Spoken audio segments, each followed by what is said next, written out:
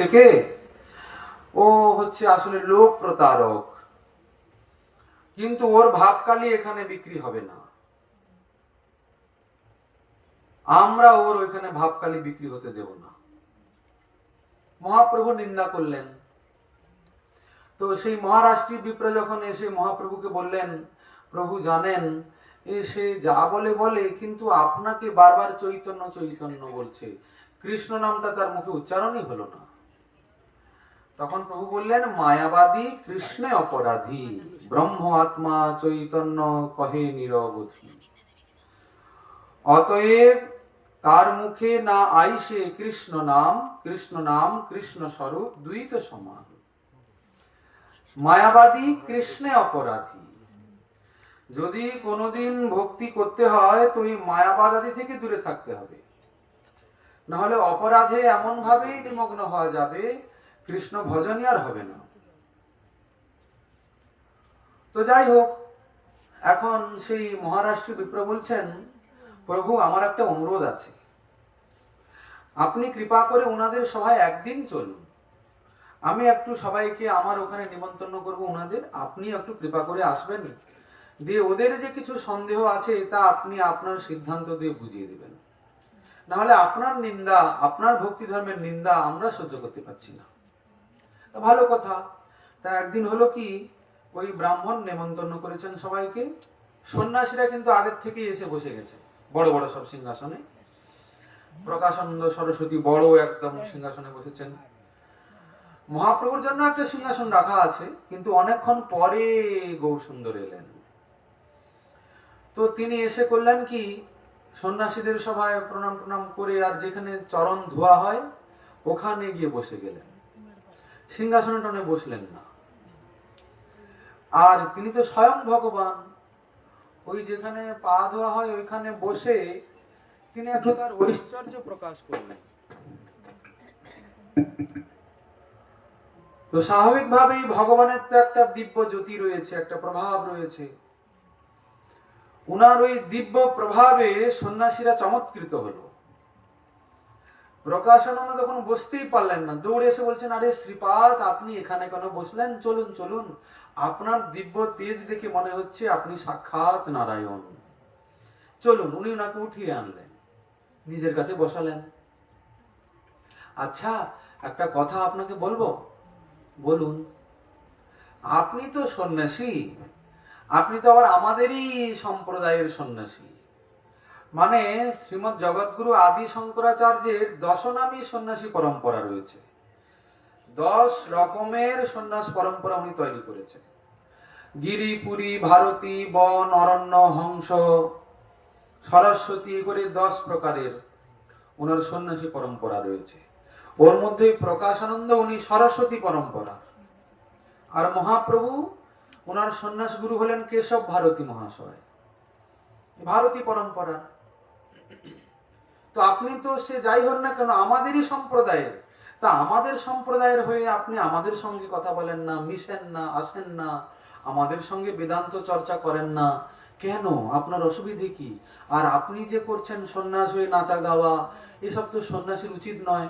সন্ন্যাসী তো একদম বেদান্ত নিয়ে আলোচনা করবে, শাস্ত্র পড়বে, পড়াবে, বুঝবে, বোঝাবে, ব্রহ্মের চিন্তা করবে। আপনি কিরকম পাগলের মতো, ভাবুকের মতো এসব করেন, এটা আমি তো বুঝতে পারিনি, কেন এরকম করছেন? একটু পড়াশোনা তো করবেন, একটু বেদান্ত পড়া উচিত তো। তখন মহাপ্রভু বলছেন, আসলে জানেন শ্রীপাদ, অন্যরকম একটা সমস্যা আছে। আমি যখন শ্রী গুরুদেবের কাছে দীক্ষা নিলাম, গুরুদেবকে বললাম, গুরুদেব আমাকে একটু শাস্ত্র টাস্ত্র পড়িয়ে দিন। মহাপ্রভু বলছেন, আমাকে একটু শাস্ত্র টাস্ত্র পড়ান, আমি একটু পণ্ডিত টণ্ডিত হতে চাই, বেদান্ত বেদান্ত শিখতে চাই। কিন্তু গুরুদেব কি বললেন? ও বলছেন, গুরু মোরে মূর্খ জানি করিলা শাসন। গুরুদেব আমাকে মূর্খ বলে শাসন করলেন। মূর্খ তুমি, তোমার নাহি বেদান্তে অধিকার, তুমি তো মূর্খ লোক, বেদান্ত বুঝতে পারবে না। অতএব কৃষ্ণ নাম জপ সদা, এই মন্ত্র সার। তোমাকে এত বেদান্ত বেদান্ত পড়তে হবে না, তুমি কৃষ্ণ মন্ত্র জপ করো। হ্যাঁ, কৃষ্ণ নাম হইতে পাবে সংসার মোচন, কৃষ্ণ নাম হইতে পাবে কৃষ্ণের চরণ। তুমি তো এই জগতে এসছো কৃষ্ণ ভজন করার জন্য, তুমি এত বেদান্তের চক্করে পড়ছো কেন? কৃষ্ণ নাম করতে করতে তুমি কৃষ্ণের চরণ পাবে আর এই সংসার বন্ধন থেকে মুক্ত হবে। আর নাম বিনা কলিকালে আর নাহি ধর্ম, সর্ব মন্ত্র সার নাম এই শাস্ত্র মর্ম। নামের মহিমা বলছেন। এত বলি এক শ্লোক শিক্ষাইল মোরে। মহাপ্রভু বলছেন এই কথা গুরুদেব বলে একটা শ্লোক শিখিয়ে দিলেন। কি শিখালেন? হরের নাম ও হরের নাম ও হরের নাম হইব কেবলম, কলৌ নাস্তিয়েব নাস্তিয়েব নাস্তিয়েব গতি অন্যথা। এটা শিখিয়ে দিলেন। তা ভালো কথা। এখন আমি করলাম কি, এই আজ্ঞা পাইয়া নাম লই অনুক্ষণ। গুরুদেব যে আজ্ঞা দিলেন, এই আজ্ঞা পেয়ে নাম নিত্য নিচ্ছি অনুক্ষণ। কিন্তু সমস্যা কি, নাম লইতে লইতে মোর ভ্রান্ত হইল মন। আমার মন ভ্রান্ত হয়ে যাচ্ছে নাম নিতে নিতে। বলেন কি? বলে হ্যাঁ, নাম নিতে নিতে আমার কি অবস্থা হলো? হাসি কাঁদি নাচি গাই জইছে মদ মত্ত, ধৈর্য করিতে নারী হইলাম উন্মত্ত। নাম নিতে নিতে আমি উন্মত্ত হয়ে যাচ্ছি। কখন নাচছি, কখন গাইছি, কখন হাসছি, কখন কাঁদছি। এই নাম নিতে নিতে এরকম অবস্থা হয়ে যাচ্ছে, পাগল প্রায়। তবে ধৈর্য করি মনে করিল বিচার। তখন এই পাগল হয়ে যেতে, একটু একটু ভ্রান্ত হতে আমি একটু মনটাকে ধৈর্য করে বিচার করলাম, এই কৃষ্ণ নামে এই জ্ঞানাচ্ছন্ন হইল আমার। এই কৃষ্ণ নাম তো আমার চেতনাকে আচ্ছন্ন করে দিচ্ছে। এই নামের মধ্যে কি এমন আছে? পাগল হইলাম আমি, ধৈর্য নাহি মনে। আমি পাগল হয়ে গেলাম, আমার মনে একবারে ধৈর্য নাই। এত চিন্তি নিবেদিলু গুরুর চরণে। আবার গুরুদেবের কাছে গেলাম। কি বললাম? কিবা মন্ত্র দিলা গোসাই, কিবা তার ফল। গুরুদেব আপনি আমাকে কি মন্ত্র দিলেন, কি যে তার ফল? জপিতে জপিতে নাম করিল পাগল। আমাকে পাগল করে দিচ্ছে, আপনি কি এমন দিলেন? এখন হয়েছে কি, এত শুনি গুরু হাসি বলিলা বচন। এখন গুরুদেব একটু মুচকি হেসে কিছু বলছেন। কি বললেন? যে কৃষ্ণ নাম মহামন্ত্রের এই তো স্বভাব, যেই জপে তার কৃষ্ণে উপজয়ে ভাব। কৃষ্ণ নাম মহামন্ত্রের এটাই হলো স্বভাব, যেই জপে নাম বলে তার কৃষ্ণের প্রতি ভাব উপচে পড়ে। আচ্ছা, এখানে ছোট্ট একটা কথা আমরা বলি। তার শ্রীমন মহাপ্রভু নাম বলতে বলতে পাগল হয়ে যাচ্ছেন, আমরাও কি কম নাম বলি? তাই কিনা? আমরা খুব বলি তো, ওই 16 মালা, কার 32 মালা, কার আবার 1 লক্ষ, কার 5 লক্ষ, কার 10 লক্ষ। আবার কে বলে আমি তো 24 ঘন্টা শ্বাস প্রশ্বাসে নাম করি। আচ্ছা, কই আমরা তো মহাপ্রভুর মতন পাগল হচ্ছি না? কই আমরা তো হাসি কাঁদি নাচি গাই, এসব তো হচ্ছে না আমাদের কিছু? কেন হচ্ছে না? মহাপ্রভুর হচ্ছে। আচ্ছা, উনি স্বয়ং ভগবান বলে হচ্ছে, কিন্তু এখানে তো কথা বলেননি। এখানে বললেন কৃষ্ণ নাম মহামন্ত্রের এই তো স্বভাব, নামের স্বভাব এইরকম, যে নাম জপবে তার কৃষ্ণের অতি উপচে পড়বে। এটাই হচ্ছে সিদ্ধান্ত, নামের এটা প্রভাব। তো সে মহাপ্রভু করুন কি যেই প্রভু করুন না কেন, তার রহস্যটা কি রয়েছে? আবার বলছেন গৌরাঙ্গ বলিতে হবে পুলক শরীর, হরি হরি বলিতে নয়নে বহে নীর। আমরা তো কত গৌরাঙ্গ বলি, কত নিত্যানন্দ বলি, কই আমাদের পুলক শরীর তো হয় না। হরি হরি বললে কই নয়ন তো নীর বয়ে যায় না। সমস্যা কোথায়? গোসাইপাদ বলছেন হেন কৃষ্ণ নাম যদি লয় বহুবার, তথাপি নহে প্রেম নহে অশ্রুধার, তবে জানিহ অপরাধ তাহাতে প্রচুর। কৃষ্ণ নামের বীজ তাহে না হয় অঙ্কুর।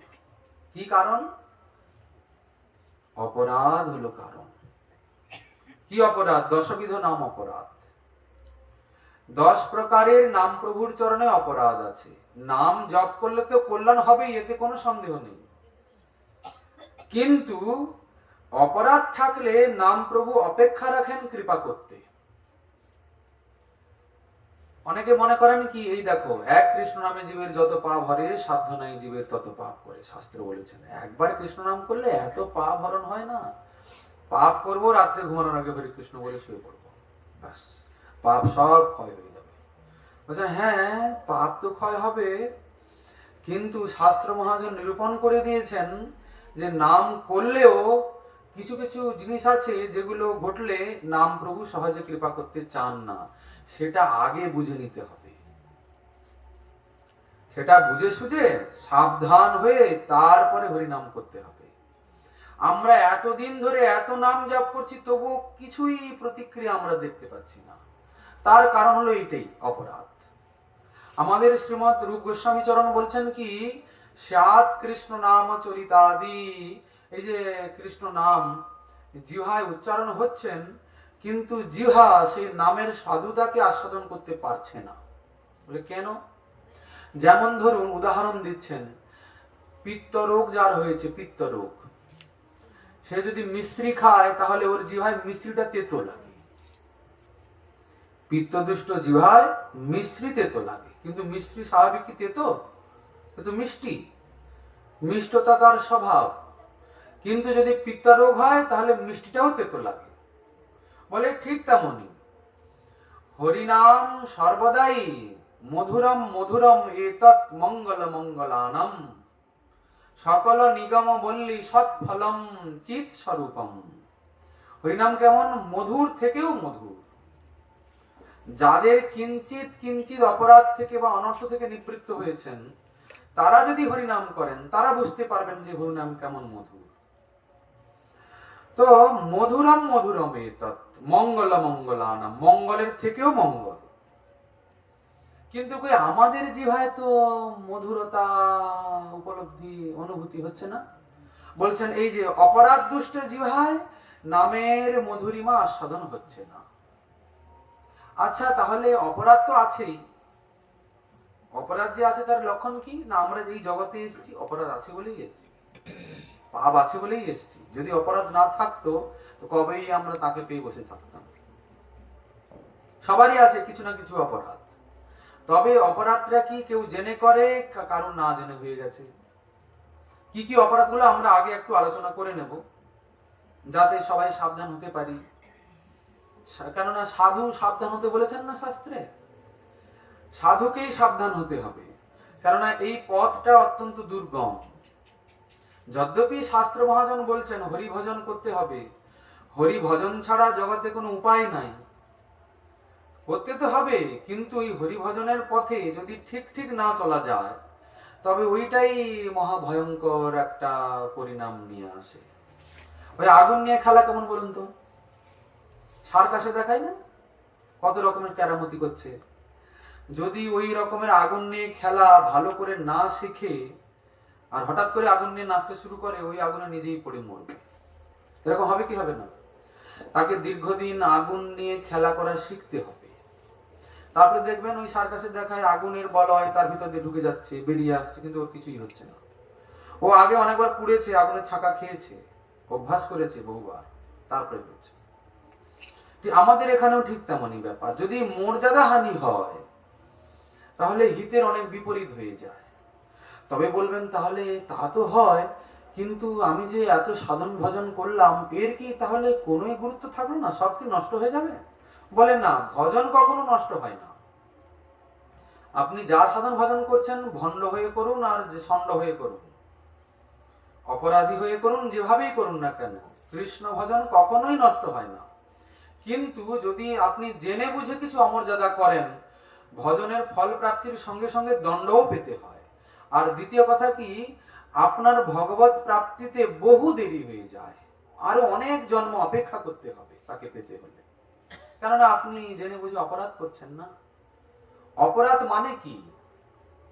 রাধ মানে হলো সিদ্ধি, অপমানে অপগত হয় যাহাতে। সিদ্ধি অপগত হয় যাহাতে, তাকে বলে অপরাধ। মানে বুঝতে পারলেন না? সিদ্ধিটা প্রাপ্তি হতে দেরি হয়। সিদ্ধি মানে কি? ভগবানকে পাওয়া। এই নাম শ্রবণ কীর্তন স্মরণ বন্দন এই সাধনা করে তো তাকে পেতে হবে। যদি অপরাধ থাকে তাহলে এই ভগবান নামক যে সাধ্য তাকে পেতে বহু বিলম্ব হয়ে যায়।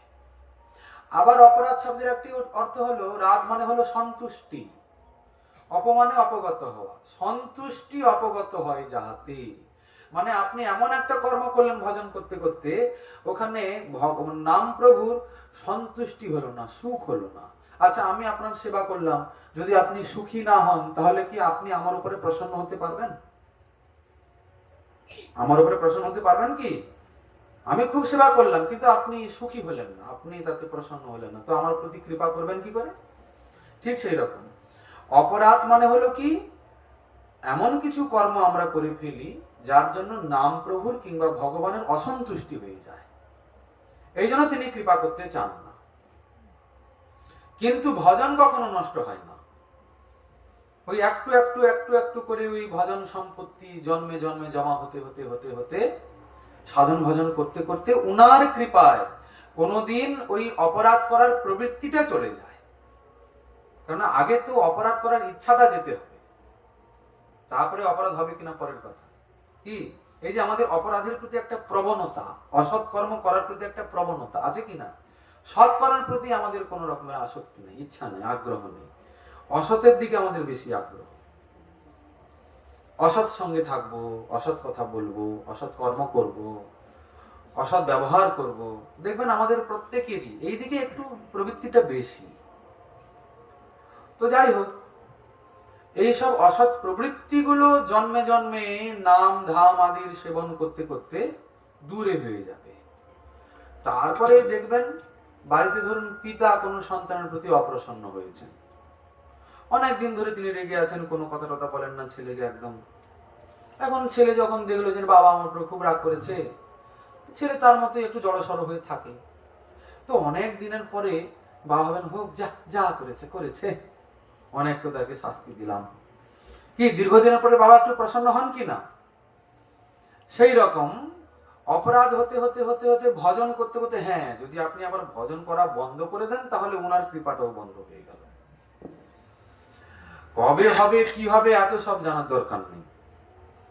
যে অপরাধগুলো রয়েছে গুরুদেবের, বৈষ্ণবের, সাধু শাস্ত্রের আদেশ পালন করে সাবধানতা অবলম্বন করে চেষ্টা করব যে কি করে আমি অপরাধ থেকে দূরে থেকে ভজন করা যায়। তার মধ্যে অপরাধ হয়ে যাচ্ছে হয়তো, কিন্তু সাধনা চালিয়ে যাব, কি পাবো তা আমার জানার দরকার নেই। তবে এটুকুনি বিশ্বাস হৃদয়ে রাখতে হবে যে যদি আমি এটা চালিয়ে যাই তবে কোনোদিন না কোনোদিন তিনি নিশ্চয়ই আমার দিকে ফিরে তাকাবেন। এই হচ্ছে কথা। তা ভালো কথা। তা এখন হলো কি, অপরাধ যদি হয়ে যায় তাহলে নামের মধুরিমার আস্বাদন হয় না। কিন্তু এখন সে যে পিত্তরোগ হলো, পিত্তরোগকে সারাবার উপায় কি?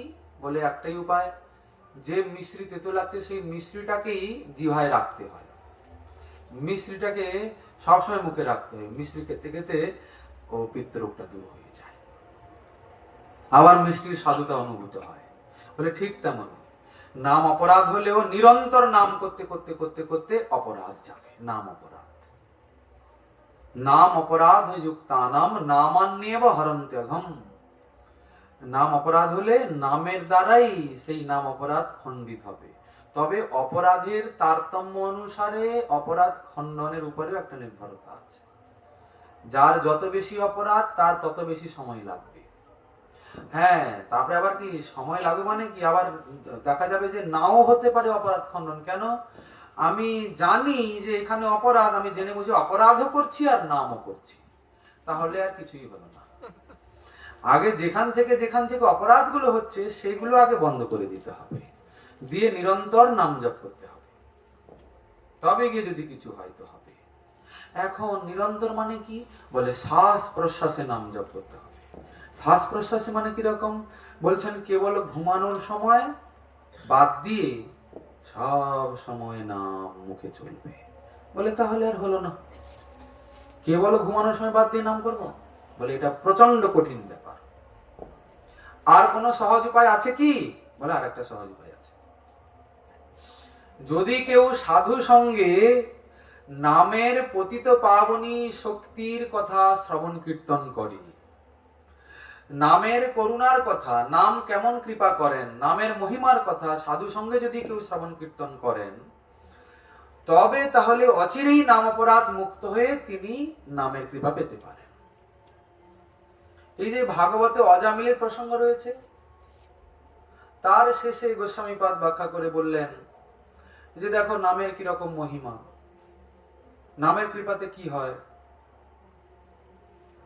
গোস্বামীপাদ বলছেন এই যে অজামিলের নামাভাস হয়েছিল, মাত্র নাম করেনি, সে তো জানেনি এটা ভগবানের নাম, সে জানে আমার ছেলের নাম নারায়ণ নারায়ণ নারায়ণ, কিন্তু নারায়ণ সে মনে করছে ছেলের নাম, কিন্তু সেটা তো ভগবানের নাম। ওই জেনে বুঝে নাম বলার জন্য ওটাকে বলা হলো নাম আভাস। কি জানলো সে? যে আমার ছেলের নাম। যদি সে জেনে বুঝে নাম করতো তাহলে ভগবানের নাম হতো, এখন জেনে বুঝে তো করেনি, এই জন্য সেটা নাম আভাস হলো। কিন্তু বলছেন যে যদি নাম আভাসও হয় তাহলে তার মুক্তি পর্যন্ত হয়ে যায়। তাহলে যদি কেউ জেনে বুঝে শ্রদ্ধার সহিত আকুতি মিনতির সহিত নাম জপ করেন তাহলে তার কি প্রাপ্তি হবে? আমাদের হরিদাস ঠাকুর বলছেন নামের ফলে পাপ ক্ষয় আর মুক্তি এটা নয়। কেহ বলে নাম হইতে হয় পাপ ক্ষয়, কেহ বলে নামের ফলে প্রেম জীবের মুক্তি হয়। এই জন্য আমরা নাম করি, পাপ ক্ষয় হয়ে যাবে আর শেষে মুক্তি পাবে। কি বলেন ঠাকুর, হরিদাস ঠাকুর? এটাই তো। ঠাকুর কহেন না না না না, নামের এই দুই ফল নহে। নামের ফলে কৃষ্ণ পদে প্রেম উপজয়, নামের ফলে কৃষ্ণ পদে প্রেম উপজয়। নাম করার কারণ কি? প্রেম প্রাপ্তির জন্য। আর এখানে একটা ছোট্ট কথা বলছেন গোস্বামীপাদ, প্রেম প্রাপ্তির জন্য নাম বলছেন, এটা যেমন একটা কথা, কিন্তু আসলে নামই প্রেম। কেননা নাম আর নামের মধ্যে যেহেতু কোনো পার্থক্য নাই, যেই নাম সেই কৃষ্ণ, ভজ নিষ্ঠা করি, তারপরে নামের সহিত আছেন আপনি শ্রীহরি। নাম এবং নামিতে কোনো ভেদ নাই। এই জন্য নাম করে প্রেম পাবো এরকম নয়, নামই প্রেম, এই চিন্তাটা নিয়ে নাম করতে হবে। তো যাই হোক, তা গেল। এখন হরিনামও যদি নিরন্তর জিহায় উচ্চারণ করা যায়, নিরন্তর, কেবল কখন? ঘুমানো বাদ দিয়ে, ঘুমানোর সময়, তখন কি আর আপনি হরে কৃষ্ণ বলবেন? সে তো অত্যন্ত উন্নত স্থিতির কথা, তাহলে কিন্তু হতে পারে। আর যদি তা সম্ভব না হয় তাহলে সাধু সঙ্গে নামের মহিমা শ্রবণ কীর্তন করতে করতে শ্রদ্ধার সহিত অপরাধ মুক্ত হয়ে নামের ফল, নামের কৃপা পাওয়া যাবে। যাই হোক, এই প্রসঙ্গ পেয়ে আমরা বললাম। কিন্তু এখন শ্রীমন মহাপ্রভুকে গুরুদেব বলছেন যে তোমার তো ভাগ্য ভালো, হয়ে তোমার তো নাম করতে করতে এই অবস্থা হলো। আচ্ছা, এই নাম অপরাধ কথাটা আমরা বলতে ভুলে গেলাম। অপরাধ, নাম অপরাধ কতগুলি আছে আমরা একটু আলোচনা করে নিই। 10 রকমের নাম অপরাধ রয়েছে। তার মধ্যে প্রথম বলছেন শতাম নিন্দা নামনং পরমং পরার্ধং বিতনুতে যত খ্যাতি যতম কথম উসহতি দদ্বিগরহম। সাধু নিন্দা। সাধু নিন্দা মানে কথা হলো কি, যারা নামের মহিমার প্রচার করছেন তাদের নিন্দা, ওতে নাম প্রভুর পরম অপ্রসন্নতা। দ্বিতীয় কথা, শাস্ত্র বলছেন সাধু নিন্দা তো দূরের কথা, নিন্দা তো কারুরই করা উচিত নয়, সে সাধু হোক কি অসাধু হোক। আমাদের শ্রীমৎ চৈতন্য ভাগবতে বলছেন অনিন্দুক হইয়া যে বা সকৃত কৃষ্ণ বলে, সত্য সত্য কৃষ্ণ তারে উদ্ধারিবে হেলে। অনিন্দুক হয়ে যদি কেউ কৃষ্ণ একবার বলে তাহলে সত্যি কথা কৃষ্ণ তাকে অবহেলাতেই উদ্ধার করে দেবেন চুটকি বাজিয়ে। কিন্তু অনিন্দুক হওয়াটা তো সোজা কথা নয়। আমরা হরিনাম বরং কম করি, নিন্দা বেশি করি, ঠিক কিনা? নিন্দাতে একটা আলাদা রস আছে কিনা? গোসাইপাদ বলছেন দেখুন, নিন্দা করলে অপরাধ হলো, সাধু নিন্দা অপরাধ তো। নিন্দায় নাহিক কার্য সবে পাপ লাভ। নিন্দা করে অন্য কোনো লাভ হয় না, একটা লাভ হয় পাপ। পাপ মানে এখানে বুঝতে হবে অপরাধ। নিন্দায় নাহিক কার্য সবে পাপ লাভ, এতে কোনা নিন্দা করেন মহা মহাভাগ। যারা শ্রেয়কামী, যারা জীবনের কিছু মঙ্গল করতে চান, যারা ভগবত প্রাপ্তি করতে চান, যারা নাম করে নামের ফল পেতে চান, তারা অনিন্দুক হয়েই কৃষ্ণ ভজন করবেন। কিন্তু আমাদের তো অনন্তকাল ধরে নিন্দার এমন একটা সংস্কার হয়ে গেছে না, সব শুনে সব বুঝেও এটা ছাড়া থাকতে পারে না। রামচরিতমানসে কি বলছেন? পর নিন্দা সম অঘন গরিষা, পরের নিন্দার মতো মহাপাপ আর কিচ্ছু নাই। আর কাউকে হিংসা না করার থেকে ধর্ম আর কিছু নাই। কিন্তু আমরা তো ওইটাই বেশি করে করি, নিন্দা আর হিংসা, মাৎসর্য, পরশ্রী কাতরতা। কারোর উন্নতি দেখলে আমাদের হৃদয়টা জ্বলছে, কেউ কাউকে মান সম্মান করছে, কেউ কারো প্রশংসা করছে, আমাদের হৃদয়টা দাউ দাউ করে জ্বলছে। জ্বলে কি না? একে বলে কি? মাৎসর্য। এ থাকলে বড় বড় মুশকিলের ব্যাপার। আমাদের শ্রীমদ ভাগবত বলছেন, ধর্ম প্রজ্জিত কৈতবত্র পরম নির্মত শরণাম শতম। এই দেখুন, কাম, ক্রোধ, লোভ, মোহ, মদ, মাৎসর্য, ছটা ষড়রিপু রয়েছে কিনা? বলছেন তার মধ্যে কাম, ক্রোধ, লোভ, মোহ, মদ, এই পাঁচটা যদি কারুতে থাকে, সবারই আছে, এই পাঁচটা থাকলেও তিনি ভাগবত ধর্মে অধিকারী, উনি শ্রবণ কীর্তন করতে পারেন। কিন্তু যদি কেউ মাৎসর্য পরায়ণ হয়, তাহলে উনার কখনোই অধিকার নেই ভাগবত ধর্মে। কেন? অধিকার থাকা নিয়ে বিষয় নয়, উনি পারবেন না করতে, উনার হৃদয়ঙ্গম কিছুই হবে না। মাৎসর্য মানে কি? পর উৎকর্ষ অসহনম, পরের উন্নতি দেখে, পরের উৎকর্ষ দেখে আমার অসহনীয়তা, আমার সহ্য হচ্ছে না, হৃদয়টা জ্বলছে। এটা আবার বিচার করতে হবে আমাদের মধ্যে কি হয়। যদি কিছু আছে ওসবকে বাদ দিয়ে দিতে হবে। আমাদের ছিল নরোত্তম দাস ঠাকুর মহাশয় শ্রী শ্রী প্রেম ভক্তি চন্দ্রিকাতে বলছেন, দেহে বৈশে রিপুগণ যতেক ইন্দ্রিয়গণ, কেহ কারো বাধ্য নাহি হয়। শুনিলে না শুনে কান, জানিলে না জানে প্রাণ, দড়াইতে না পারে নিশ্চয়। তারা কারা রিপুগুলো? এই যে কাম, ক্রোধ, লোভ, মোহ, মদ, মাশ্চর্য, দম্ভ সহ, এরা হচ্ছে সব শত্রু। কিন্তু কি করব না, স্থানে স্থানে নিযুক্ত করিব, আনন্দ করি হৃদয়, রিপু করি পরাজয়, অনায়াসে গোবিন্দ ভজিব। উনি একটা অন্য উপায় বলছেন দেখুন, এই যে শত্রুগুলো, এই যে ষড়রিপু, এরা এতই প্রবল, এতই ভয়ঙ্কর। আচ্ছা, আপনি একে শত্রু বলছেন তো, শত্রুকে আপনি বিনাশ করবেন, তা শত্রুকে দেখতে পেলে তো বিনাশ করবেন, শত্রুকে সামনে পেলে তো নয় আপনি চড়থাপ্পড় মেরে তাকে খুন টুন করবেন, যা করবেন করবেন। এই শত্রু তো চোখের সামনে দেখাই যায় না। আবার দেখুন ভিতরে, ঘরের ভিতরে ঢুকে বসে আছে, ভয়ঙ্কর শত্রু। কি এর থেকে বড় শত্রু কেউ আছে কি? আমরা বাইরে শত্রু খুঁজি, বাইরে কেউই শত্রু নয়। আপনি মেনে রেখেছেন শত্রু, আসল শত্রু ভিতরে। কিন্তু আমরা তাকে দিন রাত দুধ কলা দিয়ে পুষে রেখেছি, সেই শত্রুগুলোকে, তাদেরকে প্রশ্রয় দিচ্ছি। কি দিচ্ছি না? ভালো হচ্ছে, ঠিক আছে, এটা আমি ঠিক করছি, তার উপরে রাগ করেছি, ঠিক করেছি, এটা আমি পাওয়ার লালসা করেছি, ঠিক করেছি। এই যে শত্রুগুলো রয়েছে, বলছেন যে যদি আপনি এগুলোকে প্রতিহত করার চেষ্টা করেন, তাহলে এরা আরো বেশি প্রবল হবে। এই দেখবেন ভক্তরা বলেন, জানেন তো আগে যখন ভজন মার্গে আসেনি তখন বেশ ভালোই ছিলাম, তখন এত কাম ক্রোধ লোভ আমাদেরকে এত করতো না। এখন যেমনি ভজন মার্গে এসেছি তখন এত ভয়ঙ্কর ভয়ঙ্কর চিন্তা সব মাথায় আসে, যা কোনোদিন স্বপ্নে ভাবিনি সেই সব খারাপ খারাপ চিন্তাগুলো মাথায় আসছে। কি করবো বলুন তো দেখি? কেন? তারা এখন আপনার সঙ্গে লড়াই করা শুরু করেছে। আপনি চাচ্ছেন ওদেরকে এভাবে দূরে সরিয়ে দিয়ে আমি ভজনের রাস্তায় এগিয়ে যাব, ওদেরকে ঠকিয়ে দিয়ে, ওরা বলেছে না তোমাকে করতে দেবো না আমরা থাকতে থাকতে। যারা ভজন সাধন কিছু করছেন তারা এটা বুঝতে পারবে।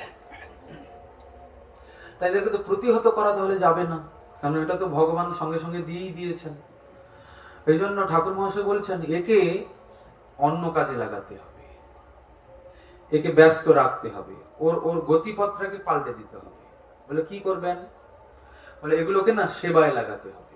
কি সেবায় লাগাবেন? কাম কৃষ্ণ কর্মার্পণে, ক্রোধ ভক্ত দ্বেষী জনে, লোক সাধু সঙ্গে হরি কথা, মোহ ইষ্ট লাভ বিনে, মদ কৃষ্ণ গুণগানে, নিযুক্ত করিব যথা তথা। এই দেখুন, কাম কি করব? কৃষ্ণের জন্য কামনা, কৃষ্ণ সেবার জন্য, সেবা প্রাপ্তির জন্য, অন্য কোনো কামনা করব না। কেন অন্য কোনো কামনা করেও তো লাভ নেই। কেন হয়তো আপনি কামনা করলেন, হয়তো আপনার কামনা পূর্ণ হলো, কিন্তু সব তো এখানেই থেকে যাবে মশাই, আপনি কিছুই তো নিয়ে যেতে পারবেন না। আবার হয়তো শরীর থাকবে, বিষয়ও থাকবে, কিন্তু শরীর থাকতে থাকতেও শেষকালে ভোগও করতে পারবেন না বিষয়কে। তাহলে মিছিমিছি যেসব একদিন থাকবে না, হারাতে হবে, তাকে কামনা করে লাভ কি? যেটা কামনা করলে, যেটা পেলে ইহলোক পরলোক সব কালেই পাওয়া যাবে, সব কালেই সঙ্গে থাকবে, তাকেই কামনা করুন। আর ক্রোধ ভক্তদ্বেষী জনে, ভক্তি ভক্ত বিদ্বেষী যারা, যারা ভক্তি ভক্ত ভগবত বিদ্বেষী, যারা নিন্দা করে, যারা যারা এবারে মানে কি, হ্যাঁ এটা ভালো না, কি যাদের কোনো দূর দূর থেকে সম্বন্ধ নেই, তাদেরকে কেউ বলে না তুমি এসে শুনো করো না। আর এরা কারা? আমাদেরই আমাদেরই আমাদেরই মানে কি, আমাদেরই সনাতন ধর্মের লোক। অন্যান্য সম্প্রদায়ের লোক এত বেশি পেছনে লাগে না, কি আমরা তো এত এত বেশি দেখতে পাই না। কিন্তু এই যে তিলক মালা, এই হরি ভজন, আমাদের লোক ছাড়ে না। এসব কি বলে, কি বলে না বলে তো, আমাদের লোকে বেশি নিন্দা করে। এসব বলে কি ভণ্ডামি, কুসংস্কার। হোক আমার আমার করছি, কপাল তো আমার, তিলকও আমার, পয়সা আমি দিয়ে কিনেছি, তা তোমার বাপের কি? তোমার কপালে কি আমি জবরদস্তি তিলক করে দিচ্ছি? আমার তিলক কাটি কি আমার তিলক সেবা করি কি আমার ফোঁটা কাটি, সেটা আমার ব্যাপার। কি বলেন? হ্যাঁ, এটা বলার অবশ্য একটা কারণও রয়েছে। কেননা আজকে ভক্তি ধর্ম নিয়ে এমন টানাটানি শুরু হয়েছে না, সাধারণ যাদের কোনো অভিজ্ঞতা নেই ধর্ম সম্পর্কে, তারা জানে ধর্ম মানে সহিষ্ণুতা, ধর্ম মানে সরলতা, ধর্ম মানে জীবের প্রতি দয়া করুণা, ধর্ম মানে কি কাউকে ঘৃণা না করা। কিন্তু এখন আমরা এমন এমন ভক্ত হয়েছি না, মানে কি মানুষকে, মানুষের মধ্যে মানুষের ভেদাভেদ সৃষ্টি করছি, মানুষকে ঘৃণা করছি, কি করি না? এমন এমন সব উচ্ছৃঙ্খল উৎপটাং সিদ্ধান্তের কথা বলি, মানে জীবনযাত্রাতে দুরূহ হয়ে পড়ে। ও মাছ মাংস খায়, ওকে ছোঁয়া হবে না, ওর বাড়িতে যাবো না, ওর সঙ্গে কথা বলবো না, কি এরকম এখন পরিস্থিতি এসে গেছে। আবার বলছে তুমি মাছ মাংস খাও নাকি, কথা বলবো না তোমার সঙ্গে। সে আবার কখন লুকিয়ে লুকিয়ে কি সব যে খেয়ে যাচ্ছে ঠিকানা নাই। এরকম বহু আছে, আমরা অনেককে চিনি, অনেককে জানি। এই সব বিষয়গুলো সাধারণের দৃষ্টিতে দৃষ্টিকটু ব্যাপার। তারা মনে করেন কি সবাই তাহলে একই রকম, এই রকম এইসব ফোঁটা ফোঁটা যারা কাটায় তারা সব একই রকম। কিন্তু আসলে তা নয়। কিছু কিছু লোক রয়েছে এইরকম। এখন তো আবার আপনারা দেখেন বা আপনাদের বাড়িতেও আসেন, এই মহাপ্রভু এখন ভিক্ষা করতে বেরিয়েছেন, কি বলেন, এই গোপাল ভিক্ষা করতে আসেন সাইকেলের পেছনে বসে, এরকম কচি মহাপ্রভু কোলে করে আসে ভিক্ষা করতে। তা যিনি সারা জগতের নাথ, বিশ্বনাথ, আবার বিশ্বম্ভর, জগন্নাথ, তাকে আজকে কি পরিস্থিতি হলো, ভিক্ষা করতে বেরোতে হয়েছে, ঘর ঘর যাচ্ছে। 1 কিলো ডালের দাম নিচ্ছে, একটা ধুতির দাম নিচ্ছে, একটা শাড়ির দাম নিচ্ছে, কি বলেন? তো সাধারণ কি ভাববে তাহলে? মহাপ্রভুকে কি এইসব করানো ভক্তের শোভা পায়? মহাপ্রভু ভিক্ষা করবেন, রোদে রোদে ঘুরবেন? আপনারা কি বলেন, আপনারা করতে পারবেন? আপনারা না হয় ভক্ত নন, সাধারণ মানুষ, আপনাদের মাথায় এই বুদ্ধি আসবে? কখনো পারবেন না আপনারা। তো যিনি করছেন তার মাথায় একটা তিলক আছে, গলায় তুলসী মালা আছে, কাপড় পরনে ধুতি রয়েছে, তিনি ভক্ত। তা ভক্তই যদি ভগবানকে এরকম হেনস্থা করে, তাহলে সাধারণ কি বলবে? আর এই হচ্ছে কথা। কিন্তু হ্যাঁ, কেউ করলো বলে যে সবাই এরকম, সেই ধারণাটা ভুল। সবাই কিন্তু এরকম নয়, শুদ্ধ ভক্ত এখনো আছেন। যদি শুদ্ধ ভক্ত না থাকে, তাহলে হরি কথা, হরি নাম, ধর্ম টিকবে না, সৃষ্টি থাকবে না। থাকবে কি? রয়েছে। তো যাই হোক, তো বললেন ক্রোধ ভক্ত দেশী জন, যারা ভক্ত দেশী তাদের প্রতি ক্রোধ করলে ঠিক আছে, অন্যথা ক্রোধ করা হবে না, তাহলে সে তোমার ক্ষতি করবে। ক্রোধাৎ ভবতি সম্মোহম, সম্মোহাৎ স্মৃতি বিভ্রম, স্মৃতি ভ্রংসাৎ বুদ্ধি নাশ, বুদ্ধি নাশাৎ প্রণশ্যতি। এই যে ক্রোধ, লোভ কি? লোভ কোথায় লাগাবো? লোভ সাধু সঙ্গে হরিকথা, হরিকথা শ্রবণ কীর্তনের জন্য লোভ কাজে লাগাবো। কিন্তু যদি আমরা এই সব বিষয়গুলোকে সঠিক সঠিক জায়গায় না লাগাই, তাহলে হবে কি? অন্যথা স্বতন্ত্র কাম অনর্থাদি যার নাম ভক্তি পথে সদা দেয় ভঙ্গ। এদেরকে যদি আমরা এমনি ছেড়ে দেই, এরা তাহলে ভক্তি পথে সদা বাধা দেবে। এটা ভজন করতে করতে বোঝা যাবে কেমন বাধা দেয় কিনা দেয়। আচ্ছা দেখুন এখানে একটা কথা, ঠাকুর মহাশয় কিন্তু সেবাতে 5টা রিপুকে লাগিয়ে দিলেন, মাৎসর্যের কথা কিন্তু বললেন না, মাৎসর্যকে বাদ দিলেন একদম। কেননা ক্রোধ না হয় যারা ভক্ত বিদ্বেষী তাদের কাছে লাগিয়ে দিলাম, কামনা হয় আমি ভগবানের সেবা প্রাপ্তির জন্য লাগিয়ে দিলাম। কিন্তু তার মধ্যে দেখে আমার হৃদয়টা জ্বলছে, এটাকে কোন সেবায় লাগাবো? তাকে কেউ ভালো বলছে, তার কেউ প্রশংসা করছে, সেটা শুনে আমার হৃদয়টা জ্বলছে, সেটাকে কোন সেবায় লাগানো যাবে? বলে সেটাকে কোন সেবায় লাগানো যাবে না, সেটাকে বাদই দিতে হবে। এই জন্য বললেন নির্মদ শরণাম শতাম। এই ভাগবত ধর্ম সেই সাধুদেরই যারা নির্মৎসর, যারা মাৎসর্য পরায়ণ নয়। এই জন্য কি হয়, হরিকথা শ্রবণ কীর্তন করেও আমাদের মধ্যে তেমন বেশি পরিবর্তনের লক্ষ্য করা যায় না। কেননা আমরা ইচ্ছাই করি না হৃদয়টাকে পরিবর্তন করা। তারপরে একটা কথা আছে, তা বলে কিন্তু আমরা যে একদম তাহলে শ্রবণ কীর্তন বন্ধ করে দেব তা কিন্তু নয়। জানি যোগ্যতা নাই, জানি মাৎসর্য রয়েছে, কিন্তু তবুও হরি কথা শুনে যেতে হবে। কেননা শৃণুমতাম স্বকথা কৃষ্ণ পুণ্য শ্রবণ কীর্তন হৃদয়ন্তস্তু হ্যভদ্রাণী বিধুনতি সুহৃৎসতাম। যদি কেউ কেবলমাত্র শ্রবণ করে, শৃণুমতাম কি শুনবে? স্বকথা কৃষ্ণ, কৃষ্ণ কথা, তাহলে কি হয়? হৃদয় অভ্যন্তরস্থ হে অভদ্রাণী, হৃদয়ের মধ্যে যেসব অভদ্র গুলো বিরাজ করে, অভদ্র মানে এই যে কাম, ক্রোধ, লোভ, মোহ, মাৎসর্য আদি, এরা বিধুনতি বিশেষ প্রকারে ধুয়ে পরিষ্কার হয়ে যায়। বিধুনতি মানে এমন কারে পরিষ্কার হয় আর কোনোদিন এসে উদয়ই হবে না, পরিষ্কার হয়ে যাবে, জীবনে আসবে না হরি কথা শুনতে শুনতে। তবে হ্যাঁ, হরি কথা একদিন শুনলাম আজকে, আবার 2 বছর পরে শুনবো, তা বললে হবে না। নিত্যম ভগবত সেবয়া, নিত্য সব সময় হরি কথা শুনবো। এই যে পঞ্চাঙ্গ মুখ্য ভক্তি অঙ্গের মধ্যে গোস্বামীপাদ বললেন, সাধু সঙ্গ, নাম কীর্তন, ভাগবত শ্রবণ, মথুরাবাস, শ্রদ্ধায় শ্রী বিগ্রহ সেবন, সকল সাধন শ্রেষ্ঠ এই পঞ্চ অঙ্গ, কৃষ্ণ প্রেম জন্মে এই 5-এর অল্প সঙ্গ। এই 5টা মুখ্য সাধনের কথা বলেছেন এবং এগুলো সহজ এবং সরল। কি কি? সাধু সঙ্গ। সাধু সঙ্গ মানে কি? সাধু বসছে, আমি তার কাছে গিয়ে বসে গেছি, তাকে জড়িয়ে ধরে সাধু সঙ্গ হয়ে গেল? বলে না, এটা কখনো সাধু সঙ্গ নয়। বললে সঙ্গ না মানে সঙ্গে তো বসলাম। বলে সাধু সঙ্গ মানে সাধুর থেকে হরিকথা শ্রবণ কীর্তন, সাধু সঙ্গে হরিকথা। আবার কেমন হরিকথা? নিজের কল্পনা প্রসূত হরিকথা নয়, শাস্ত্রীয় হরিকথা। শাস্ত্রে যে সব বর্ণনা রয়েছে, শাস্ত্রের সিদ্ধান্তকে অবলম্বন করে যে হরিকথা। আমার মনে একটা ঘটনা ঘটেছে, আমি একটা জিনিস চিন্তা করে সেটা বলে দিলাম ঝপ করে। শাস্ত্র পড়তে সময় লাগবে তো, আমাদের সময় কোথায়? আমরা তো এই এখানে কীর্তন, কালকে সেখানে, কালকে সেখানে, সারা দুনিয়া দৌড়াচ্ছি, জল খাওয়ার সময় নেই। শাস্ত্র পড়বো কখন? আর দ্বিতীয় কথা, শাস্ত্র পড়ে বা করবো কি? এমনিতে উল্টা পাল্টা বলেই যখন কাজ হয়ে যাচ্ছে, কি আমাদের মাথায় যা আসছে তা বলছি, আর সমাজ যাচ্ছে ভ্রষ্ট হয়ে।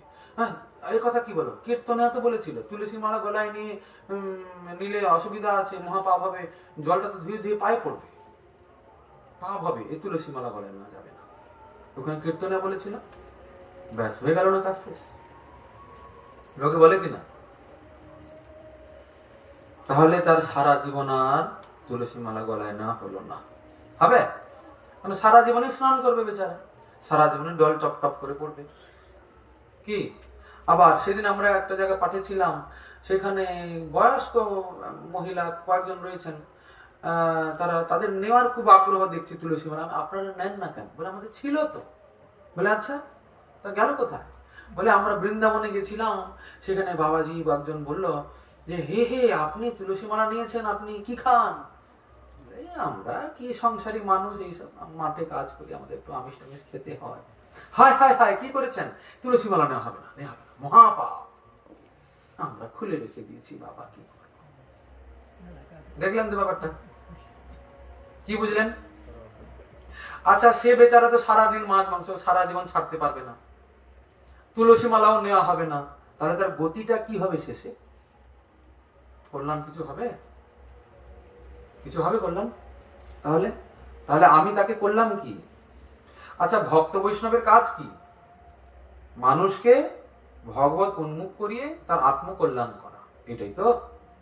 তার মধ্যে কি পাপ আছে, অপরাধ আছে, এসব দূরে ফেলে দিন, এসব বাদ দিন, এসব ছেড়ে দিন।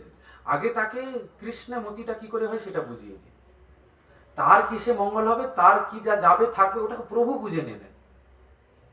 তার মাংস খেলে পাপ হবে, নিরামিষ খেলে পুণ্য হবে, সেটা প্রভু জানে।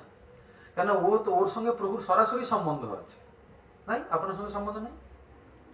ওনার সঙ্গে আপনার সঙ্গে সম্বন্ধ নেই? সবার সঙ্গে সম্বন্ধ ওনার আছে। আর সবার উপরে প্রভুর দায়িত্ব রয়েছে। আপনাদের সবার চিন্তা প্রভু করেন। লোকে বলে আপনারা তো ভগবানের কাছে কাছে থাকেন, মোটা মোটা তিলক করেন, আপনাদের টাক মাথা ধপধপে সাদা গেরুয়া আপনারা পরেন না, ভগবানের কাছে থাকেন। আমরা তো কোথায় থাকি, নরতে পড়ে। বলে না, আমরা আপনারা সবাই ভগবানের প্রিয়। ভগবান আমাদের কত ভালোবাসেন, এটা যদি কেউ একদিন কেউ বুঝতে পেরে যায়, তাহলে সেদিন আর সে কারুর থাকবে না, ভগবানের হয়ে যাবে। আমরা বুঝতে পারি না বলে তার থেকে দূরে আছি। আসলে তিনি আমাদের সবাইকে ভালোবাসেন, ভালোবাসেন বলেই তো এত করুণা তার। তো এবার আমাদের কাজ হচ্ছে কি, যে মানুষ তাকে ভুলে বসে আছে। এটাই তো গোস্বামীপাদ দেখালেন যে নিত্য কৃষ্ণ দাস জীব তাহা ভুলি গেলা, এই দোষে মায়া তার গলায় বাঁধিলা। আমরা যে তার নিত্য দাস, এটা ভুলে যাওয়ার কারণে মায়া আমাদের গলায় ধরেছে, আর আমরা নিরন্তর এই সংসার দুঃখ ভোগ করছি। এটাই হচ্ছে রহস্যের কথা, অন্য কিছু নয়। তো তো এখন আমাদেরকে তিনি ডিউটি দিয়েছেন যে তোমরা একটু মানুষকে বুঝিয়ে দাও, আমার প্রতি উন্মুখ করে দাও। তা সেই ভক্ত মহানুভবগণ তারা বোঝাচ্ছেন। কিসের জন্য বোঝাচ্ছেন? যাতে জীব ভগবানে উন্মুখ হয়, ভগবানের থেকে দুর্মুখ যেন না হয়ে যায়। কিন্তু আমরা এমন এমন সব কথা বলে দিচ্ছি না, তো সাধারণ যাদের একটু ইচ্ছাও জাগছিল হয়তো, শ্রদ্ধা জাগছিল হয়তো, সারা জীবনের মতন সে সব জলাঞ্জলি দিয়ে দিল। বাবা নাক কান মুলে বলছি, আর জীবনে পড়বো না, আর দরকার নেই, ইয়ে মহাপাপ হবে, হায় হায় হায়, রেখে দাও, ব্যাস কাজ হয়ে গেল। আচ্ছা, সাধু সঙ্গ কিন্তু হলো, দেখুন তার উল্টো প্রতিক্রিয়া হয়ে গেল। কেন না? শাস্ত্রের সিদ্ধান্ত মাঝখানে নাই বলে। সাধু সঙ্গে হরিকথা হবে, তবে শাস্ত্রীয় হরিকথা হওয়া চাই, কল্পনা প্রসূত নয়।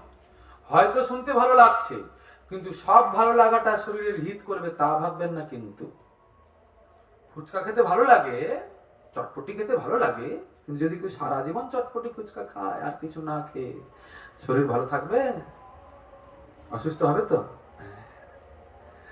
মনে ভালো লাগছে বলেই যে সেটা আমার ভালো হবে তা বুঝবেন না কখনো। ওষুধ তেতো লাগতে পারে, কিন্তু শরীরের উপকার করবে। বেশি মিষ্টি খেলে, মিষ্টি ভালো লাগে না খেতে, আহ রসগোল্লা, কিন্তু ডায়াবেটিস হয়ে যাবে। তেতো খেলে কি রোগ টোগ হয় নাকি শুনেছেন? তেতো খেলে কি রোগ হয় শোনেননি না? এই দেখুন, বলে তেতো খেলে বরং রোগ মুক্ত হওয়া যায়, কিন্তু সেদিকে আমাদের আগ্রহ কম। কেন? ওটা মঙ্গল করে না, আমরা তো মঙ্গল চাই না।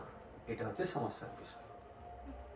যেদিকে অমঙ্গল সেই দিকে আমাদের আগ্রহ বেশি। হ্যাঁ, মনোরঞ্জন খুব ভালো লাগছে, কি গান গাইলো, নাচা কুদা হলো। আর আমাদের কাছে জানেন তো কম লোক আছে, এই দেখুন কয়েকজন বসছেন আপনারা, এখানে কোনো রস নাই, কোনো বাজনা নাই, কোনো তবলা নাই, কেশিও নাই, কিছুই নাই, রস নাই। এই জন্য আমাদেরকেও ডাকেও না, ভালো লাগে না। কি খালি বক বক বক বক বক বক করে দিন রাত বক বক করে, একটু গান টানও গায় না। আচ্ছা, এই যে কথা বলতে বলতে হঠাৎ একটা গান গেয়ে দিই, তাহলে এই ধারাবাহিকতাটা নষ্ট হবে না? ভাগবত পাঠ মানে হলো সিদ্ধান্ত তত্ত্বের বিশ্লেষণ বা ব্যাখ্যা। গান গাওয়া হবে কীর্তনে, সেখানে সুর, তাল, লয়, নৃত্য, পদাবলী, আখর এসব চাই। এটা কীর্তনের আসর নয়, যদ্যপি এটাও এক প্রকারের কীর্তন, তবে এটা তত্ত্ব ব্যাখ্যা, শাস্ত্রীয় শ্লোকের নিষ্কর্ষকে মন্থন করে বের করা। পার্থক্য রয়েছে। আবার শাস্ত্রে নিষেধ রয়েছে যে এইরকম এই তত্ত্ব ব্যাখ্যার মাঝখানে সুর দেওয়াটা উচিত নয়। তবে এখন তো একটা সঙ্গীতময়ী ভাগবত, সুকমুনি ও ভাগবতের শ্লোকগুলো ছন্দে ছন্দে বলেছেন। হ্যাঁ, ভাগবতের শ্লোক সব ছন্দে ছন্দে বলা রয়েছে। তা ঠিক আছে, সুর দিতে হলে সেই ভাগবতের ছন্দ বলুন, পদ পদাবলী গান না। বাবা, কোথাকার থেকে কি সব এনে সেই বাউল ফাউল ভাগবতী কীর্তনের সব গাওয়া চলছে এখন। কি আপনারা শোনেন না? হয় কি হয় না? হ্যাঁ, এইসব যে বিভিন্ন রকমের মুভি টুভি সেই সবের গান টান, এই তো আজকেই ওখানে আমাদের ওখানে দেখলাম কোথায় নৌকা বিলাস কীর্তন হচ্ছে। ও বাবা, সেই সব যে পুরোনো দিনের সব আধুনিক সব যে গান, ওই সব যে ভালোবাসার গান ওইসব গায় না, ওইসব গাচ্ছে। ও নৌকা বিলাসের যে পদ পদাবলী আমাদের আচার্যগণ মহাজন রচনা করেছেন, ওরা একটাও গাইল না। কি পরিস্থিতি এসছে চিন্তা করুন। মানুষ আগে খোঁজে আপনার দলে ওই গানটা আছে তো, তাহলে নেব, আমরা সবাই একটু নাচানাচি করবো, আনন্দ করব। আজকে পরিস্থিতি কোথায় এসে গেছে? বলে দেখো, কীর্তন হলো, সাধু সঙ্গ হলো, ভাগবত পাঠ হলো, কিন্তু মঙ্গল কিছুই হলো না। কজনের কৃষ্ণমতি হলো ওই সবে? ওই যে সব রাধারানী, মানে একটা বয়স্ক বুড়িটা রাধারানী সেজেছে, বুড়ো লোকটা কৃষ্ণ সেজেছে। কিন্তু রাধা কৃষ্ণ তো এমন নয়, নিত্য কিশোর নিত্য কিশোরী। যাই হোক, আর ওই যে যিনি বড়াই বুড়ি, উনি আসলে রাধারানীর মামা দিদা হন, জানেন তো? ওনার আসলে হচ্ছে মুখরা বড়াই, কীর্তিদার মা। তাকে বলে মাসিমা, তাকে বলে পিসিমা, আরে সে তো আসলে দিদিমা। দেখুন তো কি অবস্থা চলছে। কি মায়ের মাকে কি বলা যায়? দিদিমা বলা যায় তো? তাকে বলে মাসিমা। আরে মাসি কাকে বলে, দিদিমা কাকে বলে, সেটা আগে একটু বোঝার দরকার, জানার দরকার। আচ্ছা, সেই যে নৌকা বিলাস কীর্তন হচ্ছে রাধা কৃষ্ণ নিচে একদম, তাতে কখনো যারা দর্শন করছে তাদের কখনো একটু কৃষ্ণমতি হয়েছে? একটু ভাব ভক্তি জাগে? বলে ভাব ভক্তি জাগবে কি, আর বরং চিত্তবৃত্তির মধ্যে কি সব বিক্ষেপ আসে তাদের অঙ্গ ঢঙ্গ দেখে। আজকে কোথায় এনে দাঁড় করে দিয়েছি আমরা শ্রীমান মহাপ্রভুর ভক্তি ধর্মকে? কেন হয় না? এইসব অমর্যাদার জন্য হয় না। আপনাদের শুনতে খারাপ লাগলে অপরাধ মার্জনা করবেন, কিন্তু আমাদের এসব আক্ষেপ দুঃখের কথা আমরা বলছি মাত্র। মহাপ্রভুকে, রাধা মাধবকে আজকে কোথায় এনে দাঁড় করে দিয়েছি? কি সব পোশাক, কি সব কথাবার্তা। ওই নৌকা বিলাস যদি ঠিক ঠিক পদাবলী ধরে আখর দিয়ে গাওয়া হয়, ওই একটা লীলা গাইতে গাইতে কৃষ্ণ প্রেম হয়ে যাবে। এমনই সব রস দিয়ে গড়া সেই সব পদাবলী আমাদের মহাজনগণ অনুভবে সব প্রত্যক্ষ দর্শন করে সেসব লীলাগুলোকে লিখেছেন। কোথায়? নবদ্বীপে বসে। কিন্তু আমরা তো সেসবের ধার ধারি না। বলে সেসব গাইলে কেউ শুনবে? কে বলে শুনবে না? তো গাওয়ার মতো গান দেখি। সেগুলো গাইতে হলে আগে কি ভিতরে কিছু ভক্তি ভাবনা চাই, আগে ভগবানের কিছু শরণাগতি চাই, কিছু সদাচার চাই। সদাচার না থাকলে কখনো ভক্তি টিকবে না, এটা মাথায় রাখতে হবে। সদাচার মানে বুঝেন তো? সৎ আচরণ। শাস্ত্রে যেসব সদাচার পালন করার কথা রয়েছে সেসব নিষ্ঠার সহিত পালন করতে হবে, তবে গিয়ে ভজন টিকবে। বলে কি মশাই, আমার ভজন কি টিকবে না? হরে কৃষ্ণ দিন রাত করি, সদাচারের কি দরকার আছে? বলে হ্যাঁ, হরে কৃষ্ণ করেন, কিন্তু হরে কৃষ্ণ করলে তার যে লক্ষণগুলো আছে আপনার মধ্যে একটাও দেখা যাচ্ছে না। কেন? সদাচার নেই। ওই হরে কৃষ্ণ করতে করতে একদিন বন্ধই হয়ে যাবে। আচ্ছা, আপনারাই বলুন, এই চোখের মধ্যে দেখে কে? চোখটা পাতা দেখে কি?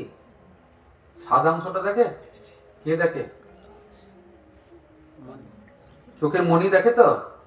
তাহলে চোখের পাতা রাখবো না। সাদা যে চোখের যে মনিটা তাদের যে সাদাটা তাকে উপরে ফেলে দেবো, খালি কালোটাই থাক। কি যখন সেই দেখে এগুলোকে রাখার দরকার কি আছে? বলি এটা কি করে হয়? তাহলে তো অন্ধই হয়ে যাবে লোকটা, চোখটাই নষ্ট হয়ে যাবে।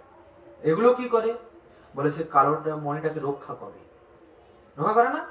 চোখের পাতা রক্ষা করে না? এই বলটা দৌড়ে দৌড়ে আসছে, আগে আস্তে আস্তে আগেই পাতাটা বন্ধ করে দিয়েছে। যদ্যপি পাতাও দেখে না, সাদাটাও দেখে না, মনেই দেখে, কিন্তু ওগুলোর ওর আগে বেশি প্রয়োজন। ঠিক তেমনি শ্রবণ কীর্তন স্মরণ বন্দন এগুলো হলো ভজন, কিন্তু এই ভজনকে রক্ষা করতে হলে এই তিলক সেবা, গলায় তুলসীর মালিকা, প্রসাদ ভোজন করা, আমিষ আদি সব বর্জন, ভগবানকে অনিবেদিত বস্তু গ্রহণ করব না, কোন রকমের নেশা করব না, কোন রকমের অসৎসঙ্গে জড়িত থাকব না, আরো যেসব শাস্ত্রে সব সদাচারের কথাগুলো বলেছেন ওগুলোকে পালন করতে হবে। দিলে ওই শ্রবণ কীর্তন স্মরণ বন্দনাদি ভজনগুলো রক্ষা হবে। না হলে ওই সব তিলকমালা বাইরে সাজা সাজি হবে, ভিতরে সব সুন্দর। কি তাই হয়তো? দেখুন আমরা যে বলছি এই কথাগুলো, বোঝাটা তখন হবে যখন কিছু আচরণ হবে। কেননা পরম্পরা চলছে, সম্প্রদায় চলছে আচরণে, মুখের কথাই নয় খালি। আচার্যগণ কথাও বলেছেন, আচরণ করেও দেখিয়েছেন। কি আচরণ না করলে অনুভব আসবে কি করে? তো যাই হোক, আমরা কোথা থেকে কোথায় এসে গেলাম আপনারা কিছু মনে করবেন না। সাধু সঙ্গে হরি কথা, সাধু সঙ্গ করতে হবে। সাধু সঙ্গে ভাগবত শ্রবণ, ভাগবত শ্রবণ করবেন। পুরো ভাগবত হয়ে গেল, ভাগবতের একটাও শ্লোক উচ্চারণ হলো না, শাস্ত্রের একটা কথাও বলা হলো না, ভাগবত পাঠ 3 ঘন্টা হয়ে গেল। কি যে হয়ে গেল আমরা বুঝতে পারলাম না, কিন্তু ভালো লেগেছে শুনতে। কখন হেসে উঠছে, কখন কেঁদে উঠছে, কখন ঝাঁই করে একটা গুম করে বাজানো বাজিয়ে দিচ্ছে, দর্শকের হৃদয়টা ঝপ করে কেঁপে উঠছে, আহা কি ভালো লাগছে, এই সব পরিস্থিতি হচ্ছে। হ্যাঁ, কিন্তু শাস্ত্রের একটা শ্লোক বলা হলো না, একটা কোনো সিদ্ধান্তের ব্যাখ্যাও হলো না, কিন্তু 3 ঘন্টা 4 ঘন্টা ভাগবত পাঠ কীর্তন হয়ে গেল। বলে এরকম নয়। যিনি কথা বলবেন তাকে আগে শাস্ত্র সিদ্ধান্তে অনুভবী হতে হবে, ভজনশীল হতে হবে, তবে গিয়ে ওনার থেকে শুনে কিছু লাভ হবে। না হলে পদ্মপুরাণ অন্য কথা বলেছেন, অবৈষ্ণব মুখোদ্গীর্ণ পুতম হরি কথামৃতম শ্রবণম নৈব কর্তব্য সর্পোচ্ছিষ্ট যথাপয়। যিনি বৈষ্ণব নন তার মুখে হরি কথা শ্রবণ করা কখনোই উচিত নয়। বলে বৈষ্ণব নয় মানে এই তো তিলকমালা করেছে। বলে না না, তিলকমালা করলেই তাকে বৈষ্ণব বলে না। বৈষ্ণব হওয়ার কয়েকটি লক্ষণ শাস্ত্র দেখিয়েছেন, সেগুলো দেখুন আগে বিচার করে। তাহলে কি হবে যদি সেরকম শোনা যায়? বলছেন যে দুধে সাপ মুখ দিয়ে পান করে গেছে সেই দুধ যদি আপনি পান করেন তাহলে কি হবে? অমর হয়ে যাবেন কিনা? হ্যাঁ, অমর তো হবেই। বল হরি হরি বল। ঠিক তেমনি যিনি বৈষ্ণব নন, যিনি হরি হরি কথার মর্মই বোঝেন না, যিনি ব্যবসা করার জন্য এসব করছেন, তার মুখে হরি কথা শুনে তেমন বেশি লাভ হয় না, বরং আরো ক্ষতি হয়ে যায় উল্টা পাল্টা সিদ্ধান্তের জন্য, হয় না? হরি কথা কি কখনো ব্যবসার বিষয় নাকি? এগুলো তো ভজনের বিষয়। এই যে ধরুন শ্রবণ কীর্তন, এই তো কীর্তন হচ্ছে, তো এই যে আমি বলছি এটা কীর্তন হচ্ছে, আপনারা শুনছেন শ্রবণ হচ্ছে, তো আমি যে কীর্তন করছি এটা তো ভক্তির মধ্যে পড়ে। এই যে আপনারা শ্রবণ করছেন এটা তো ভক্তির মধ্যে পড়ে। শ্রবণম কীর্তনং বিষ্ণু স্মরণং পাদসেবনম। এই যে বলছি, এই বলাতে স্মরণও হয়ে যাচ্ছে, কিন্তু কারণ এই বলাতে মনটা কিন্তু অন্য কোথাও যাচ্ছে না। এখন এই কথার মধ্যেই মন ঘুরঘুর করছে, অন্য কোনো চিন্তা আসছে কি? এই যে আপনারা মন দিয়ে শুনছেন, মনটা এখন ওই শ্রবণের মধ্যেই লেগে আছে, অন্য কোথাও যাচ্ছে না, মানে স্মরণ হচ্ছে। ভগবানের নাম গুণ রূপ লীলাতে মনের সংযুক্তি নামই হয়ে গেল শ্রবণ। মানে দেখুন, এক জায়গাতে বসে 3-3টে ভক্তি অঙ্গ যাজনা হয়ে যাচ্ছে, শ্রবণ কীর্তন স্মরণ। কিন্তু এর মাঝে যদি টাকা পয়সা ঢুকে পড়ে তাহলে আর ভক্তি থাকলো না, কিন্তু তাহলে হয়ে গেল কি? ব্যবসা হয়ে গেল। কি ঠিক কি না? তা ভালো কথা, সাধু সঙ্গ নাম কীর্তন, ভাগবত শ্রবণ। আর বললেন মথুরা বাস মানে ধাম বাস, বলে সেটা না বললেই ভালো। ধাম বাস মানে বুঝেছেন তো, এই নবদ্বীপ মন্ডল, ক্ষেত্রমন্ডল, ব্রজমন্ডলে বাস, একে বলে হলো মথুরা বাস। গোসাইপাদ বলছেন যদি কেউ সশরীরে বাস না করতে পারে তাহলে মনে মনে বাস করতে হবে, কেননা ধামবাসী হয়ে ভজন না করলে সেই ভজনের তীব্রতাও আসবে না, ভগবানের করুণাও তেমন পাওয়া যাবে না। ধামে বাস করে ভজনের একটা আলাদা ব্যাপার রয়েছে। কেন না, সেটা হলো লীলাভূমি, সেখানে ভগবান সাক্ষাৎ বিরাজমান, যেখানে তিনি লীলা করেছেন। আর দ্বিতীয় কথা, সেখানে কত সাধু সন্ত মহাত্মা, তাদের সব ভজনের সব তন্মাত্রা ওখানে ছড়িয়ে রয়েছে, একটা অপ্রাকৃত শক্তি রয়েছে ওখানে। ওখানে আপনি ভজনের চেষ্টা না করলেও ওখানকার বাতাবরণে এমন একটা ঊর্জা রয়েছে, একটা শক্তি রয়েছে, আপনাকে প্রেরণা দিয়ে ভক্তি করিয়ে নেবে।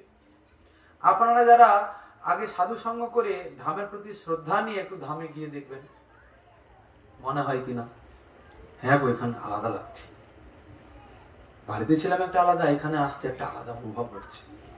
যদিও এখানেও সেই বাড়ি ঘর, কিন্তু ধাম তো, কারণ আপনার ওই সাধু সঙ্গ করতে করতে, ভজন সাধন করতে করতে হৃদয়টা একটু পবিত্র হয়েছে, তো এখন এই অনুভবটা হবে। কিন্তু আমাদের মতো যারা টুরিস্ট বাসে করে চলে পড়লাম, গেলাম, নবদ্বীপে তো কিছু নেই। নবদ্বীপে কি আছে? ওই নিমাইয়ের জন্মস্থানটা রয়েছে, আর কিছু দেখতে পাইনি। দেখুন, অশ্রদ্ধালু হয়ে ধামে গেলে এই দৃষ্টি চোখে ভাসছে, নবদ্বীপে কিছুই নেই। আর যারা অনুভবী, যারা ভজনশীল, যারা ভক্ত, তারা নবদ্বীপের ভূমিতে পা রাখলেই দেখতে পান, ওই তো আমার গোড়ারায় নেচে নেচে যাচ্ছে, ওই তো নিতাই চাঁদ সঙ্গে রয়েছে, ওই তো অদ্বৈত চন্দ্র, ওই তো সংকীর্তন মণ্ডলী যাচ্ছে, দেখো কি আনন্দ। তিনিও হৃদয় হৃদয় নাচছেন, কেন এনার চিত্ত পবিত্র হয়ে গেছে না, গুরু কৃপায় এখন দিব্য দৃষ্টি এসেছে, প্রেম লাভ হয়েছে। আমরা দেখছি বাড়ি ঘর, উনি বাড়ি ঘর দেখছেন না, উনি দেখছেন সেই প্রভু লীলাভূমি। পার্থক্য আছে। এই জন্য আগে বললেন সাধু সঙ্গ, সাধু সঙ্গে এসব বিষয়গুলো বোঝা যাবে। তো যাই হোক, তা হলো কি, প্রথম অপরাধ সাধু নিন্দা। দ্বিতীয় বলছেন এই যে মহাদেবের সঙ্গে ভগবানের মধ্যে ভেদ করা বা মহাদেবের নিন্দা করা, এটা এক প্রকারের অপরাধ। তৃতীয় বলছেন কি, গুরুর অবজ্ঞা, গুরুদেবকে অবজ্ঞা করা। গুরু মানে কোন গুরু? গুরু মানে বুঝতে হবে সব গুরু, দীক্ষা গুরু, শিক্ষা গুরু, বর্তমাদেশ গুরু, বেশের গুরু, বিদ্যা গুরু, শ্রবণ গুরু, সব গুরু। গুরু অবজ্ঞা হয় কখন? গুরু সুনরমতি, যখন গুরুদেবকে আমরা সাধারণ মনুষ্য ভেবে নেই, তখন অবজ্ঞা এসে যায়, ইনি তো আমাদের মতো। কিন্তু না, গুরুদেব মনুষ্য দেহ ধারণ করে লীলা করছেন, আসলে গুরু সাধারণ কেউ নন। কি ওই যে গুরু বন্দনায় আছে না, জীবের নিস্তার লাগি নন্দ সুত হরি, ভুবনে প্রকাশন গুরু রূপ, এই তো সবাই জানেন। তা বলে আবার গুরুদেব ভগবানও নয়, এটাও একটু বুঝতে হবে। যদি কেউ গুরুদেবকে ভগবান মনে করে নেন তাহলে গন্ডগোল হয়ে যাবে। আসলে গুরুদেব ভক্ত ভগবানের মিলিত অবস্থা। এই গুরু তত্ত্বটা একটু নিগূঢ় রহস্যময়, সব তত্ত্ব বুঝে নেবেন, গুরু তত্ত্বটা বোঝা একটু কঠিন আছে। এই গুরু তত্ত্ব ভালো করে বোঝা হয় না বলে গুরুদেবের মধ্যে মনুষ্য বুদ্ধি এসে যায় আর অপরাধ হয়ে যায়।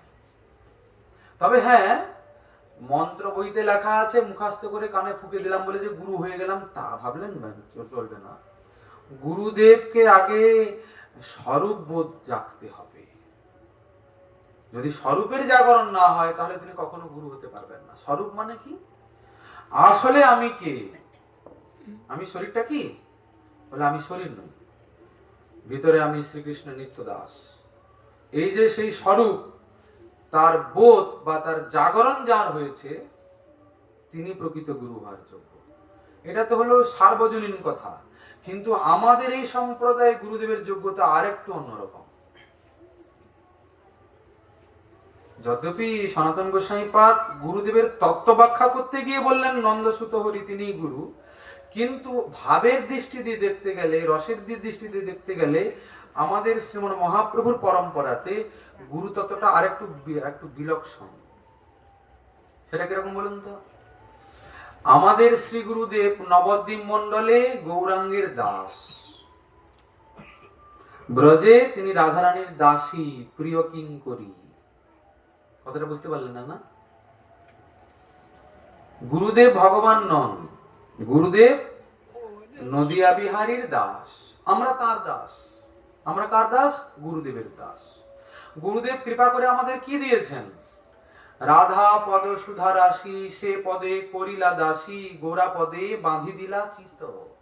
শ্রী রাধা রমন সহ দেখাইলা কুঞ্জ গেহ, আর জানাইলা দুহু প্রেম ঋত। এটা আমাদের সম্প্রদায়, গৌড়ীয় বৈষ্ণব পরম্পরাতে গুরুদেব রাধারানীর দাসী, উনি সখী। আমাকেও দীক্ষার সময় রাধারানীর দাসী করে দেবেন। রাধা পদ সুধা রাশি, সে পদে করিলা দাসী, তবে গিয়ে এই সম্প্রদায়ের দীক্ষা সম্পূর্ণ হবে। আমাদের প্রতিদিন অষ্টকাল লীলা চিন্তন করতে হয় গুরুরূপা সখীর সঙ্গে থেকে। গুরুরূপা সখী, গুরুদেবও সখী। ওটা কোথায়? এইখানে নয়, ওখানে, ব্রজে। বলে তাহলে ব্রজে কবে যাব? তারপরে বলেন না, ওখানে নয়, আমাদের প্রতিদিন দীক্ষা নেওয়ার পরে ব্রজেও থাকতে হয়, নবদ্বীপেও থাকতে হয়। নবদ্বীপ ব্রজেই থাকতে হয়, অন্য কোথাও থাকা যায় না। বলে এখানে যে আছি, বলে না, এখানে শরীরটা থাকে। আসলে সে থাকে নবদ্বীপের ব্রজে। কতক্ষণ থাকে? বলে 24 ঘন্টা থাকে। রাত্রি দিন করে ব্রজে কৃষ্ণের সেবন। কিসে করে? অন্তশ্চিন্তিত সিদ্ধ দেহের অভিমানে। এই অন্তশ্চিন্তিত সিদ্ধ দেহটাই হলো সেই মঞ্জুরি স্বরূপ, গুরুদেবের দেওয়া। আচ্ছা, গুরুদেব কি করে দিলেন? গুরুদেব পেলেন কোথায়? না, গুরুদেবের মধ্যে এমন একটা শক্তি রয়েছে। এই আমরা প্রথমে বললাম, আগে স্বরূপের জাগরণ হতে হবে কিন্তু গুরুদেবকে। কিসের স্বরূপ? না, তার গুরুদেব তাকে যে স্বরূপ দিয়েছেন, মঞ্জুরি স্বরূপ। আমি এখন রাধারানীর অমুক দাসী, এই শরীরটা আমি নই, আমি আসলে অমুক লোক। এই যেমন ধরুন আমাদের যে রূপ সনাতনাদি গোস্বামীগণ, ওনারা আসলে কে? রূপ গোস্বামীপাদ হলেন ব্রজের রূপ মঞ্জুরি। সনাতন গোস্বামীপাদ কোন মঞ্জুরি? লবঙ্গ মঞ্জুরি। শ্রীমৎ রঘুনাথ দাস গোস্বামীপাদ কোন মঞ্জুরি? রতি মঞ্জুরি। রঘুনাথ ভট্ট গোস্বামীপাদ রস মঞ্জুরি। আর গোপাল ভট্ট গোস্বামীপাদ গুণ মঞ্জুরি। শ্রীজীব গোস্বামীপাদ হলেন বিলাস মঞ্জুরি। কৃষ্ণদাস কবিরাজ গোস্বামীপাদ কস্তুরী মঞ্জুরি। আর লোকনাথ গোস্বামীপাদ মঞ্জুলালী মঞ্জুরি। এই অষ্টপ্রধান মঞ্জুরি। নবদ্বীপের যোগপীঠে এই অষ্ট গোস্বামী রয়েছেন, আর ব্রজের যোগপীঠে এই অষ্ট মঞ্জুরি রয়েছেন। এই যে যোগপীঠ উপাসনা, মন্ত্রময়ী উপাসনা, সারসিকী উপাসনা, অনেক বিচিত্র বিচিত্র সংবাদ রয়েছে আমাদের সম্প্রদায়ে। এই ইনারাই হলেন সেই মঞ্জুরিগণের মধ্যে প্রধানা। ইনাদের মধ্যে আবার অধ্যক্ষা হচ্ছেন কে? রূপ মঞ্জুরি। আমাদের পরম্পরা ইনাদের আনুগত্যে চলছে। আমাদের আচার্য এই জন্য ইনারা। কারা? রূপ সনাতন হলেন আমাদের আচার্য। ইনারা যে সিদ্ধান্ত দিয়েছেন, যে আচরণ করে দেখিয়েছেন, ওইভাবে ওই প্রণালীতে আমাদের সম্প্রদায় চলছে। আমাদের অন্য কিছু শুনলে বুঝলে হবে না। আমাদের সম্প্রদায়ের কি ভজন? মঞ্জুরি ভাব সাধনা, রাধা দাসী হয়ে কৃষ্ণ ভজন, যুগল কিশোরের ভজন। তবে হ্যাঁ, গতকালকে আমরা আলোচনা করেছি, সরাসরি রাধারানীর কাছে, মহাপ্রভুর কাছে, এই শ্রীকৃষ্ণের কাছে যাওয়া যায় না। কেন না? যেহেতু দিয়েছেন শ্রীমন মহাপ্রভু। মহাপ্রভুকে আশ্রয় করে গোস্বামীগণের সিদ্ধান্তকে অবলম্বন করে যুগল কিশোরের ভজন হবে, এই হচ্ছে সিদ্ধান্ত। তাহলে গুরুদেবকে, তিনি রাধারানীর একজন দাসী, সেখানে উনি আমার সখী, আমি একজন সখী, আমি একজন দাসী। কিন্তু এখানে যদি গুরুদেবকে সখী সখা মনে করে আর সেরকম প্রাকৃত বুদ্ধি করি, তাহলে অপরাধ হয়ে যাবে। এখানে যেরকম সিদ্ধান্ত সেরকমই থাকবে। কেন? এটা সাধক দেহ। মহাপ্রভু বলেছেন, বাহ্যে সাধক দেহে করে শ্রবণ কীর্তন, মনে নিজ সিদ্ধ দেহ করিয়া চিন্তন, রাত্রি দিন করে ব্রজে কৃষ্ণের সেবন। বাইরে কিন্তু তিনি সাধক। শাস্ত্রে সাধকের যে যে আচার আচরণগুলো বলা হয়েছে সেগুলো যথার্থ রূপে পালন করতে হবে তাকে। অনেকে করেন কি জানেন তো, অনেকে সখী সেজে পড়েন। হ্যাঁ, এই চুড়ি ফুড়ি করে নেন, টিক টিক করে নে সখী সাজেন। আমাদের গোস্বামীপাদ বলেছেন না, ও সাজা সাজি চলবে না, ও সাজাটা ভিতরের ব্যাপার, ভিতরে সাজাও, ভিতরে তুমি সখী। আত্মানম চিন্তয়েৎ তত্র তাসাং মধ্যে মনোরমাম রূপ যৌবন সম্পন্নাম কিশোরীং প্রমদাকৃতিম। ঠাকুর মহাশয় বলেছেন, রূপে গুণে ডগমগী সদা হব অনুরাগী বসতি করিব সখীর মাঝ। মানে এই সব বড় কঠিন কথা আলোচনা হয়ে গেল না। দেখুন, আমরা কৃষ্ণ ভজন মানে কি মনে করি আর আসলে কি, আমরা একটু ছোঁয়া দিচ্ছি আপনাদের একটু অনুভব হওয়ার জন্য, যে আসলে এই পরম্পরাতে শ্রীমন মহাপ্রভুতে আসলে কি আছে। মহাপ্রভুকে আমরা যতটা সাধারণ মনে করি অতটা নন। উনার মতো নিগুড় রহস্য, নিগুড় তত্ত্ব আর কিচ্ছু নাই। মহাপ্রভু মানেই নিতাই গুরু, দুজনকেই বুঝতে হবে। হ্যাঁ, আপনারাই বলুন না, এই যে নরোত্তম দাস ঠাকুর মহাশয় বলছেন যে নিতাইয়ের করুণা হবে ব্রজে রাধা কৃষ্ণ পাবে, নিতাইয়ের করুণা হলেই পাবে, তাই তো? আচ্ছা, নিতাইকে বলছেন যশোদা নন্দন যেই শচীসুত হইল সেই বলরাম হইল নিতাই। নিতাই হলেন বলরাম। কোন বলরাম? ব্রজের বিশুদ্ধ বলরাম। আচ্ছা, সেই বলরামের কাছে তো রাধারানী সর্বদা যেতে পারেন না, দাদা তো জ্যেষ্ঠ কিনা। বলরামের সামনে কি যুগল কিশোর তাদের লীলাবিলাস করতে পারবেন কখনো? হবে কি? লজ্জা লাগবে না? যখন উত্তর গোষ্ঠী ফিরে আসেন তখন হয় কি, হয় বলা দাদা বলাই আগে যান, না হয় পিছিয়ে আসেন।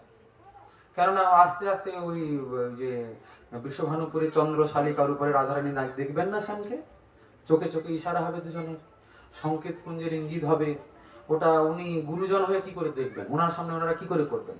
দাদা বলে কি করেন, আগে আগে চলে যান। আচ্ছা, যিনি যুগল কিশোরের এইসব ভাব ভক্তির ভিতরে থাকেনই না, তার কৃপায় কি করে রাধা কৃষ্ণ ভজন পাবো? ঠিক কি না? যিনি এসবের চক্করেই নেই, তার কৃপাতে কি করে রাধা কৃষ্ণকে পাবো? সেই নিতাই তো, সেই বলরামই তো নিতাই হলেন, তাহলে নিতাইয়ের করুণায় কি করে পাবো? বলেন, নিতাই খালি বলরাম নয়, নিতাই একটা এমন নিগুড় রহস্য, যার কৃপা না হলে সত্যি সত্যি কোনোদিন যুগল কিশোরকে বোঝাই যাবে না, পাওয়া তো দূরের কথা। বলে, তিনি কে তাহলে? বলে, তিনি হলেন রাধারানীর বোন অনঙ্গ মঞ্জুরি। নিতাই অনঙ্গ মঞ্জুরি আর বলরামের মিলিত স্বরূপ। অনঙ্গ শব্দের অর্থ কি বলেন তো? অনঙ্গ মানে হলো প্রেম। এই যুগলের মধ্যে যে প্রেম, অনঙ্গ মানে যার কোনো অঙ্গ নেই, রূপ নেই, কিন্তু সে আছে, তাকে বলে অনঙ্গ। প্রেম বিলাস বিবর্তে গিয়ে এইসবের ব্যাখ্যা হয়। প্রেম বিলাস বিবর্ত, প্রেম বিলাস বিবর্তেরই স্বরূপ মহাপ্রভু নিতাই চাঁদ। প্রেম বিলাস বিবর্ত আবার কি, দেখুন সে বিষয়ে আমার তো অত বেশি অভিজ্ঞতা নাই, আমি বলতে পারবো, আর এই স্বভাব তার যোগ্য নয়। তো যাই হোক, নিতাই তাহলে কে? অনঙ্গ মঞ্জুরি আর বলরাম। এই জন্য নিতাইয়ের করুণা হবে ব্রজে রাধা কৃষ্ণ পাবে।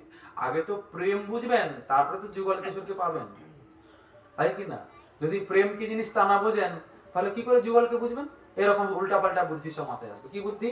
হ্যাঁ দেখো, রাধা কৃষ্ণ, হ্যাঁ তারা কি সব পরকীয়া প্রেম করেছে, পরের ঘরের নারী রাধা, কৃষ্ণ পর পুরুষ, এই সব করে বড় খারাপ জিনিস। আমরাও তাহলে 4-5টা গোপী টপি মেয়ে টেয়ে গোপী বানিয়ে এরকম করতে পারি, রাসলীলা, কোনো অসুবিধা নাই। কি কেন এসে চিন্তা আসলো? কেননা শাস্ত্রে উপযুক্ত সাধু সঙ্গে সঠিক তত্ত্বটাকে উপলব্ধি না করার জন্য এই চিন্তা এসে গেল, অপরাধ ঘটে গেল। আসলে রাধাকৃষ্ণ কোনো আলাদা নয়। রাধাকৃষ্ণ এক আত্মা দুই দেহ ধরি অনন্য বিলাসে রস আস্বাদন করি। রাধাকৃষ্ণ কোনো আলাদা নয়, একই লোক, দুটো দেহ ধারণ করেছেন লীলা রস আস্বাদন করার জন্য। আবার সেই দুই এক এবে চৈতন্য গোসাই, ভাব আস্বাদ দিতে দোহে হইলা এক ঠাঁই। তাহলে কোথায় মহাপ্রভুকে আলাদা করবেন? কোথায় শ্যামকে রাধাকে আলাদা করবেন? একে তো সব একাকার মিলে মিশে। হেতা গৌরচন্দ্র পাবো, সেথা রাধা কৃষ্ণ। আমি গৌর ব্রজজনে ভেদ না দেখিব হইব ব্রজবাসী, তখন ধামের স্বরূপ স্ফুরিবে নয়নে হইব রাধার দাসী। পদ পদাবলিতে সব আছে, আমরা অনেক সব গাইও, কিন্তু ওর কোনো মর্ম উপলব্ধি করতে পারি না। বিচার বিশ্লেষণ করতে হবে একটু, শব্দ প্রয়োগ কেন হয়েছে এখানে। হইব রাধার দাসী, এটা মানে কি? সবই আছে। তা যাই হোক, গুরুর অবজ্ঞা, গুরুকে কখনো মনুষ্য জ্ঞান করবো না, গুরুকে মনুষ্য জ্ঞান না করো কখনো, গুরু নিন্দা কহু কর্ণে না করো শ্রবণ। দেখুন, ভগবানের ভক্তি হবে পরে, ভগবানের যে ভক্তি করতে হয়, ইনি যে ভগবান এটা জানালো কে? কে জানিয়েছে? ভগবান জানিয়েছে কি? বলে না তো। কে জানিয়েছে? গুরু জানিয়েছে। আচ্ছা, যে গুরুর কাছ থেকে আপনি দীক্ষা নিয়েছেন সেই গুরু জানিয়েছে নাকি? বলে না না, আমি তো কত আগে সাধু সঙ্গ করেছিলাম, সেখানে জেনেছিলাম, তারপরে এনার কাছে গিয়ে দীক্ষা নিয়েছি। মানে তো গন্ডগোল হয়ে গেল। যদি বলছেন ভগবানকে গুরু জানিয়েছেন, ইনি তো গুরু নন, ইনি তো সাধু, এনার কাছ থেকে শুনেছি। গুরু তো সে যে দীক্ষা দিয়েছে। কি এটাই তো আমাদের এরকম চিন্তা ভাবনা? তো মহাপ্রভু বলেছেন এটা না, এরকম। প্রভু বলেছেন, প্রভু কহে কহিলে নিশ্চয়, যাহা হইতে কৃষ্ণ ভক্তি সেই গুরু হয়। দীক্ষা নিলাম যার কাছে, তিনি যে গুরু, তিনি গুরু, তিনি ছাড়া যে আর কোনো গুরু নেই এটা ভাববেন না। মহাপ্রভু বলেছেন, যার থেকে আপনি কৃষ্ণ ভক্তি বুঝতে পারলেন সর্বপ্রথম, যেখান থেকে হরিভজন করার আপনার ইচ্ছা হলো, তিনি আপনার আসল প্রকৃত গুরু। পরে তো আনুষ্ঠানিকভাবে একটা দীক্ষা নিলেন, তাহলে এনাকেও বাদ দিতে পারবেন না, তাকেও বাদ দিতে পারবেন না। এই জন্য বললাম যে সবাই কিন্তু গুরু, মানে কি কাউকে বাদ দেওয়া যাবে না। গুরু মানে সবার কথাই বলা হচ্ছে। দীক্ষা গুরু, শিক্ষা গুরু, শ্রবণ গুরু, বর্তমান দেশ গুরু, বিদ্যা গুরু, বেশ গুরু, সব গুরু একই। গুরুকে মনুষ্য জ্ঞান না করো কখনো, কাউকে মনুষ্য জ্ঞান করবো না, সে শিক্ষা গুরু হন কি দীক্ষা গুরু হন। শিক্ষা গুরুকে তো জানি কৃষ্ণের স্বরূপ, অন্তর্যামী ভক্ত শ্রেষ্ঠ হন দুই রূপ। শিক্ষা গুরু সাক্ষাৎ কৃষ্ণের স্বরূপ, তিনি, তার যোগ্যতা কি না, তিনি অন্তর্যামী আর ভক্ত শ্রেষ্ঠ। যদ্যপি আমার গুরু চৈতন্যের দাস, তথাপি জানি আমি তাহার প্রকাশ। এখানে একটা ছোট্ট কথা বলি, অনেকের বুঝতে বড় অসুবিধে হয়ে যায়। অনেকে করেন কি, এই যে পয়ারটার দ্বিতীয় লাইনটার ব্যাখ্যা করেন, প্রথম লাইনটাকে ছেড়ে দেন। কি বলেন? তথাপি জানি আমি তাহার প্রকাশ। আমার গুরুদেব ভগবান, গুরুদেবের চরণে তুলসী দিয়ে পূজা করি না। গুরুদেব কখনোই সেব্য তত্ত্ব নয়, সেবক তত্ত্ব। সেব্য সেবক মিলিত স্বরূপ। কেননা গুরুদেব নিজে সেবক অভিমানী। গুরুদেব কখনো নিজেকে ভগবান বলে নিজেই মনে করেন না। করেন কি? গুরু অষ্টকমে কি রয়েছে? শ্রী বিগ্রহ আরাধন নিত্য নানা শৃঙ্গারতন মন্দির মার্জনাদৌ, তারপরে যুক্তস্য ভক্তাশ্চ নিযুঞ্জিতোপি বন্দে গুরু শ্রী চরণারবিন্দম। নিজের হাতে তিনি শ্রী বিগ্রহের সেবা করছেন, নিজের করকমলে তিনি শ্রী মন্দির মার্জন করছেন। হ্যাঁ, তিনি যদি ভগবান হতেন করতেন কি? যদ্যপি ওনাকে ভগবানের সঙ্গে তুলনা করা হয়েছে, সাক্ষাৎ হরি, কিন্তু ভক্ত যেন ওনাকে স্বয়ং ভগবান বলে না মানেন। ভক্ত কি মনে করবেন? উনি ভগবানের অত্যন্ত প্রিয়তম প্রতিনিধি, তিনি ভগবানের অত্যন্ত প্রিয়তম গুরুদেব। যখন গুরুদেব কৃপা করেন তখন ওনার মধ্যে ভগবৎ স্বরূপের প্রকাশ পায়, আর যখন গুরুদেব নিজের মধ্যে থাকেন তখন তিনি ভক্ত। ঠিক কিনা? বুঝতে পারলেন না ব্যাপারটা? আচ্ছা বলুন, আজকে চাঁদ উঠেছে না আকাশে? চাঁদ উঠেছে না? বলি চাঁদের আলোটা কি সুন্দর চিকিমিকি করছে। আচ্ছা, সত্যিকারের চাঁদের কোনো আলো আছে কি? তাহলে আপনি কেন বলছেন চাঁদের আলো? বলছেন মানে?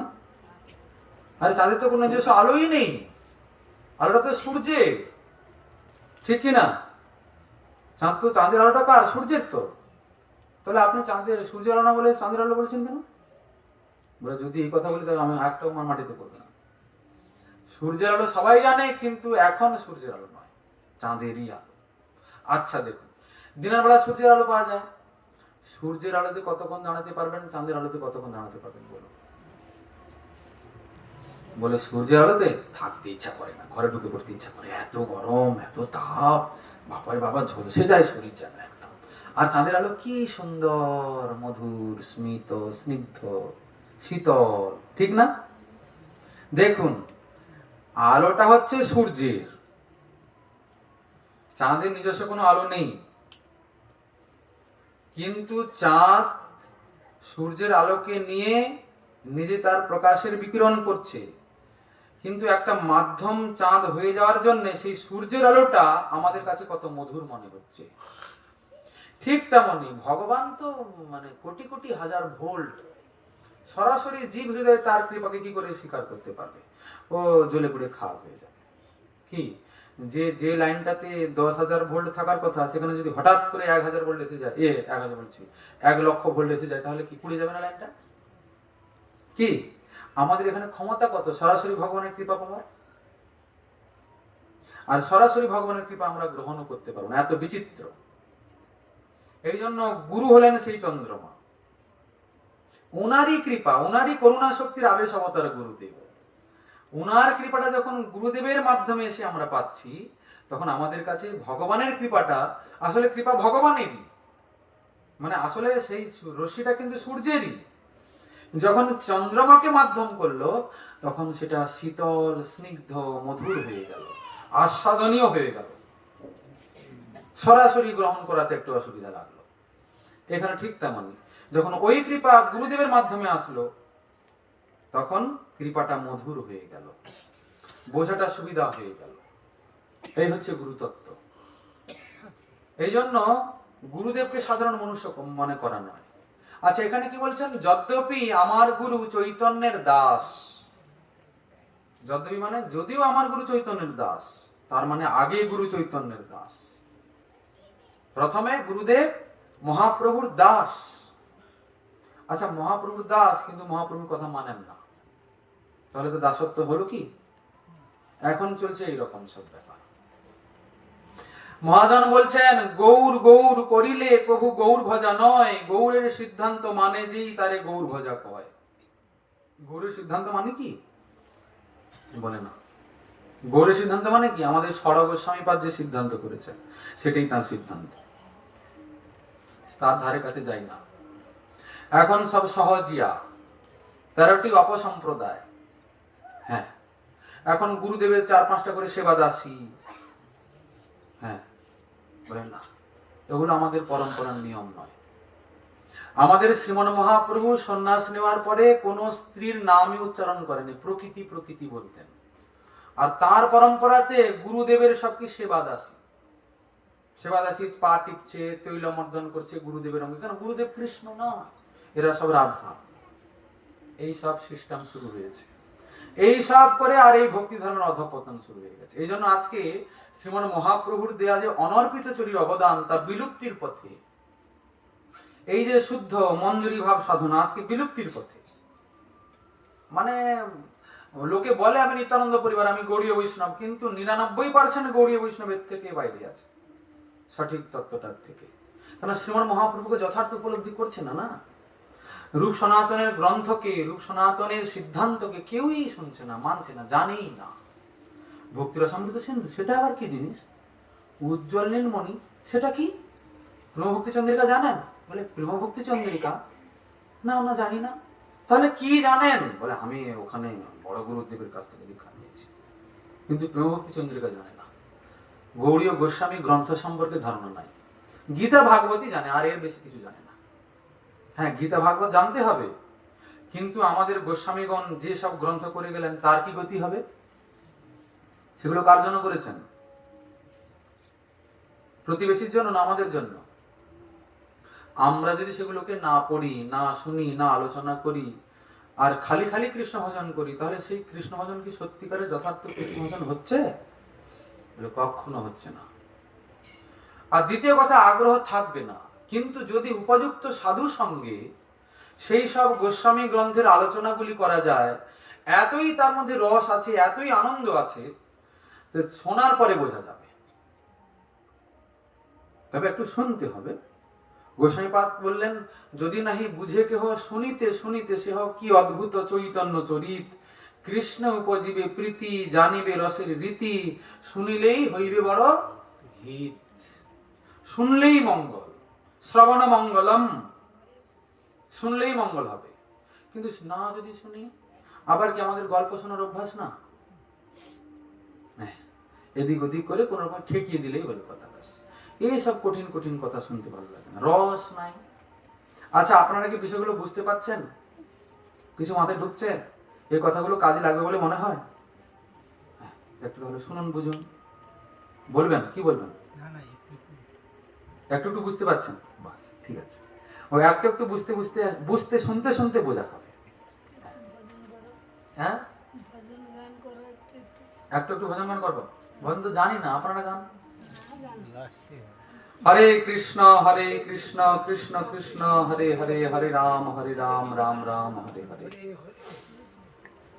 গুরুকে মনুষ্য জ্ঞান না করো কখনো, যদ্যপি আমার গুরু চৈতন্যের দাস, তথাপি জানিয়ে আমি তাহার প্রকাশ। আচ্ছা দেখুন, চন্দ্রমাটা সূর্যের প্রকাশেই প্রকাশিত, তাহলে চন্দ্রমার যে নিজস্ব কোনো গুণ নেই তা ভাবলে কিন্তু হবে না। কি, চন্দ্রমারও নিজস্ব কিছু গুণ আছে। এই জন্যই তো চন্দ্রমাতে আলোটা পেয়ে শীতল হয়ে গেল। সরাসরি সূর্যের আলোটা প্রখর প্রচন্ড, কিন্তু চন্দ্রমার এত গুণ, ওই এতই প্রচন্ড প্রখর তেজকে সে শীতল করে দিল। শ্রী গুরুদেব তেমনই। এই জন্য বলছেন তথাপি জানি আমি তাহার প্রকাশ। গুরু বৈষ্ণবের চরণে আশ্রয় না নিলে উপযুক্ত গুরু বৈষ্ণব চাই, না হলে কৃষ্ণ ভজন কখনো বোঝা যাবে না, উপলব্ধি করা যাবে না। চলুন একটা ভজন হোক। শ্রী গুরু শ্রীপদ বৈষ্ণব গণ, করুণা করহ অকিঞ্চনে। শ্রী গুরু শ্রীপদ বৈষ্ণব গণ, করুণা করহ অকিঞ্চনে। শ্রী গুরু শ্রীপদ বৈষ্ণব গণ,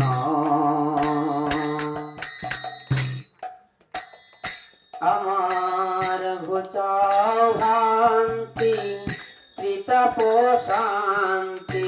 আমার ঘুচাও ভ্রান্তি ত্রিতাপ শান্তি। মাতি বোরা তুলো কীর্তনে। শ্রী গুরু শ্রীপদ বৈষ্ণব গণ, করুণা করহ অকিঞ্চনে। শ্রী গুরু শ্রীপদ বৈষ্ণব গণ, আমি সাধন সুকৃতি সঙ্গতি বিহীন, আমি হত জীব পাপেতে মলিন। আমি সাধন সুকৃতি আগে গুরুচরণে প্রার্থনা করতে হবে, ভগবানে পরে। বলে হত জীব পাপেতে মলিন। আছি কৃতকর্ম ফল ভুঞ্জিতে কেবল। কৃতকর্ম ফল ভুঞ্জিতে কেবল। পড়িয়ায় ভব বন্ধনে।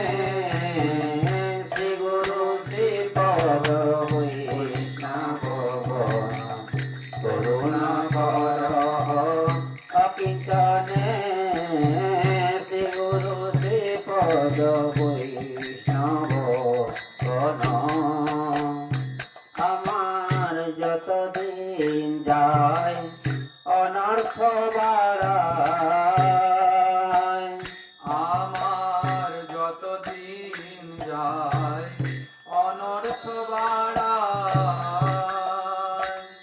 অশুদ্ধ মন অসার চিন্তায়, যতদিন যায় অনর্থ বাড়ায়। অশুদ্ধ মন অসার চিন্তা, গৌর সন্ধান শুদ্ধ কর প্রাণ।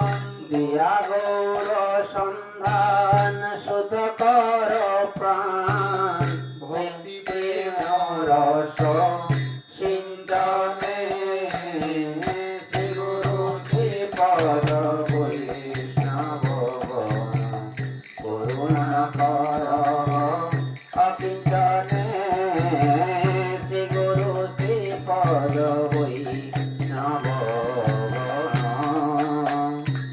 আমায় দাও প্রেমাস্বাদ ভকত সঙ্গে, আমায় মাতাও গৌর রসত রঙ্গে। দাও প্রেমাস্বাদ ভকত সঙ্গে, মাতা গৌর রসতরঙ্গে। হরিনাম যজ্ঞে প্রভু যজ্ঞেশ্বর, হরিনাম যজ্ঞে প্রভু যজ্ঞেশ্বর। সুন্দর সচি নন্দনে শ্রী গুরু শ্রীপদ বৈষ্ণবগণ। করুণা কর অকিঞ্চনে শ্রী গুরু শ্রীপদ বৈষ্ণবগণ। দাস বিশ্বরূপে কয় শুনো দয়াময়, আমার পুরাও বাসনা দাও পদাশ্রয়। বিশ্বরূপে কয় শোনো দয়াময়, পুরাও বাসনা দাও পদাশ্রয়। গৌর গৌরবে গৌর বৈভবে, গৌর গৌরবে গৌর বৈভবে। গৌর মহিমা বর্ণনে শ্রী গুরু শ্রীপদ বৈষ্ণবগণ। করুণা কর অকিঞ্চনে শ্রী গুরু শ্রীপদ বৈষ্ণবগণ। শ্রীগুরু শ্রীপদ বৈষ্ণবগণ করুণা করহ অকিঞ্চনে।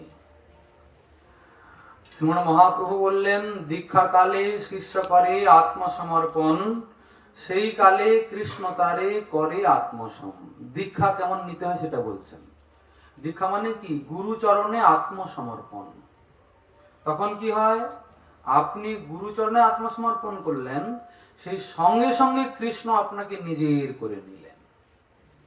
আপনি কিন্তু কৃষ্ণচরণে আত্মসমর্পণ করলেন না, মহাপ্রভু সে কথা বলেননি। কি বললেন? গুরুচরণে আত্মসমর্পণ। আর তখন শ্রী ভগবান সঙ্গে সঙ্গে নিজের করে নিলেন। সেই দেহ করে তার চিদানন্দময়, অপ্রাকৃত দেহে কৃষ্ণের চরণ ভজয়। কেননা শাস্ত্র বলছেন, দেবভূত্বা দেবং যজেত, দেবতা হয়ে দেবতার ভজন করতে হয়, দেবতা না হয়ে দেবতার ভজন করা হয় না। তা আপনি দেবতা হন আগে, কি করে হবেন? বলে এই যে গুরুচরণে আত্মসমর্পণ করলে যখন কৃষ্ণ আপনাকে স্বীকার করলেন, তৎক্ষণাৎ আপনার দেহটা চিদানন্দময় হয়ে গেল, আপনি দেবত্ব পেলেন। যদ্যপি আমার গুরু চৈতন্যের দাস, তথাপি জানি আমি তাহার প্রকাশ। যদ্যপি তিনি আমার শ্রীমন মহাপ্রভুর দাস, তবু আমি তার মহিমা জানি। তার প্রকাশ মানে কি? গুরুদেবের মহাপ্রভুর দাস মানে কি? মহাপ্রভুর সিদ্ধান্তকে যিনি অক্ষরে অক্ষরে পালন করেন। আচ্ছা, গুরুদেব কি তার নিজের সিদ্ধান্ত শিষ্যকে দেবেন নাকি? এই যে শিষ্য বেটা, আমার এটা মনে হয় এটা করবে, তাহলে শিষ্যের মঙ্গল হবে তো? গুরুদেব কি করবেন? সর্বদা উনার যারা আচার্য, উনারা যে সিদ্ধান্ত দিয়ে গেছেন, ওই সিদ্ধান্ত উনি ওনার শিষ্যকে শেখাবেন। এভাবেই তো গুরু প্রণালী চলে। উনাকে উনার গুরু যে শিক্ষা দিয়েছেন, উনাকে উনার গুরু এই করে করে করে করে করে গোস্বামীগণ এসে গেলেন। গোস্বামীগণের আচার্য আবার কি? শ্রীমান মহাপ্রভু। মহাপ্রভু যা শিখিয়েছেন তাই গোস্বামীগণ করেছেন। আর যদ্যপি গোস্বামীগণকে শিখাতে হয় না, ওনারা কোনো কেউ সাধারণ নন, ওনারা সব রাধারানীর সখী মঞ্জরি, ওই সব নিবৃত নিকুঞ্জ মন্দিরের যুগল কিশোরের সঙ্গী, ওনারাই গোস্বামীগণ হয়ে এসেছেন। ওনারাই জানেন যুগল কিশোরের মধ্যে আসলে আছে কি, বাইরের লোক কি বলবে। আসলে এই যে আমাদের সুখ ব্যাস ভাগবত যিনি রচনা করছেন, তার নাম কি? বেদব্যাস। তো সুখমণি ভাগবত বলেছেন, ইনারা কিন্তু আমাদের রূপ সনাতনের কাছে শিশু, বলে কি করে বললেন এই কথাটা? ইনারা রূপ সনাতনের কাছে শিশু? বলে হ্যাঁ, কেননা বেদব্যাস তো শক্তে আবেশ অবতার, রূপ সনাতন তো সাক্ষাৎ রাধারানীর কায়বুজ্জ স্বরূপা, রূপ আদি মঞ্জুরি তারা। নিভৃত নিকুঞ্জ মন্দিরে উনারা যুগল কিশোর লীলার সহায়, সবে এক সখীগণের ইহা অধিকার, সখী হইতে হয় এই লীলার বিস্তার, সখী বিনা এই লীলার পুষ্টি নাহি হয়, সখী ছাড়া এই লীলার পুষ্টি হবে না। কোন লীলার? যুগল কিশোরের লীলা। কেন? সখী তাহলে কারা?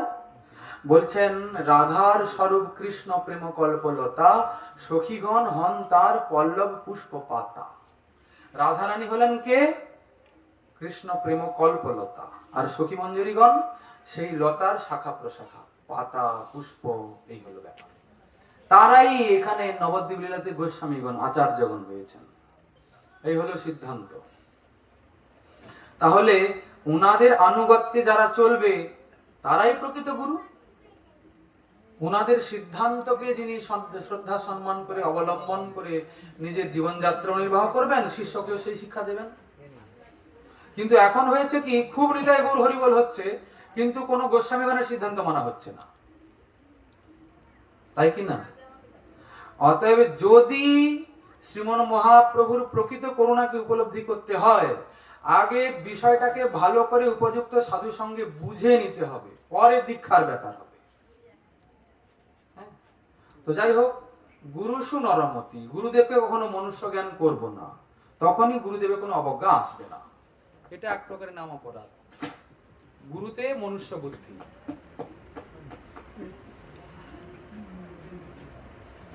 জয় রাধা।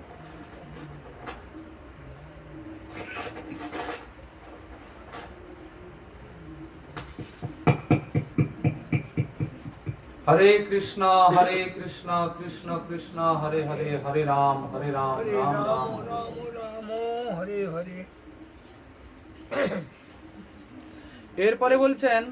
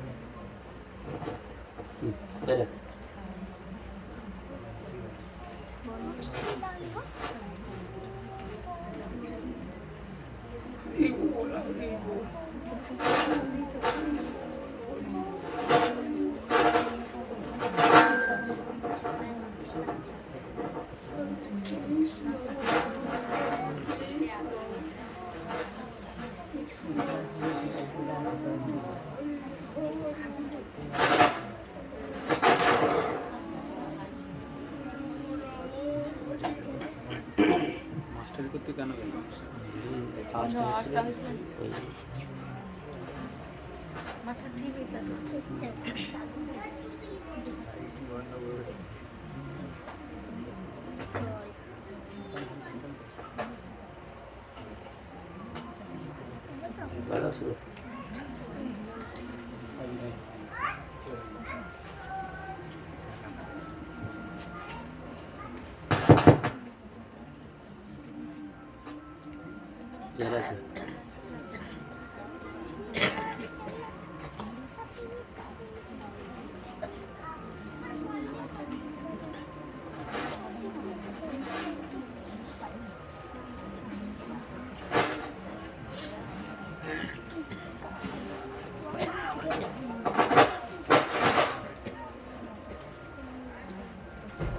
Dale.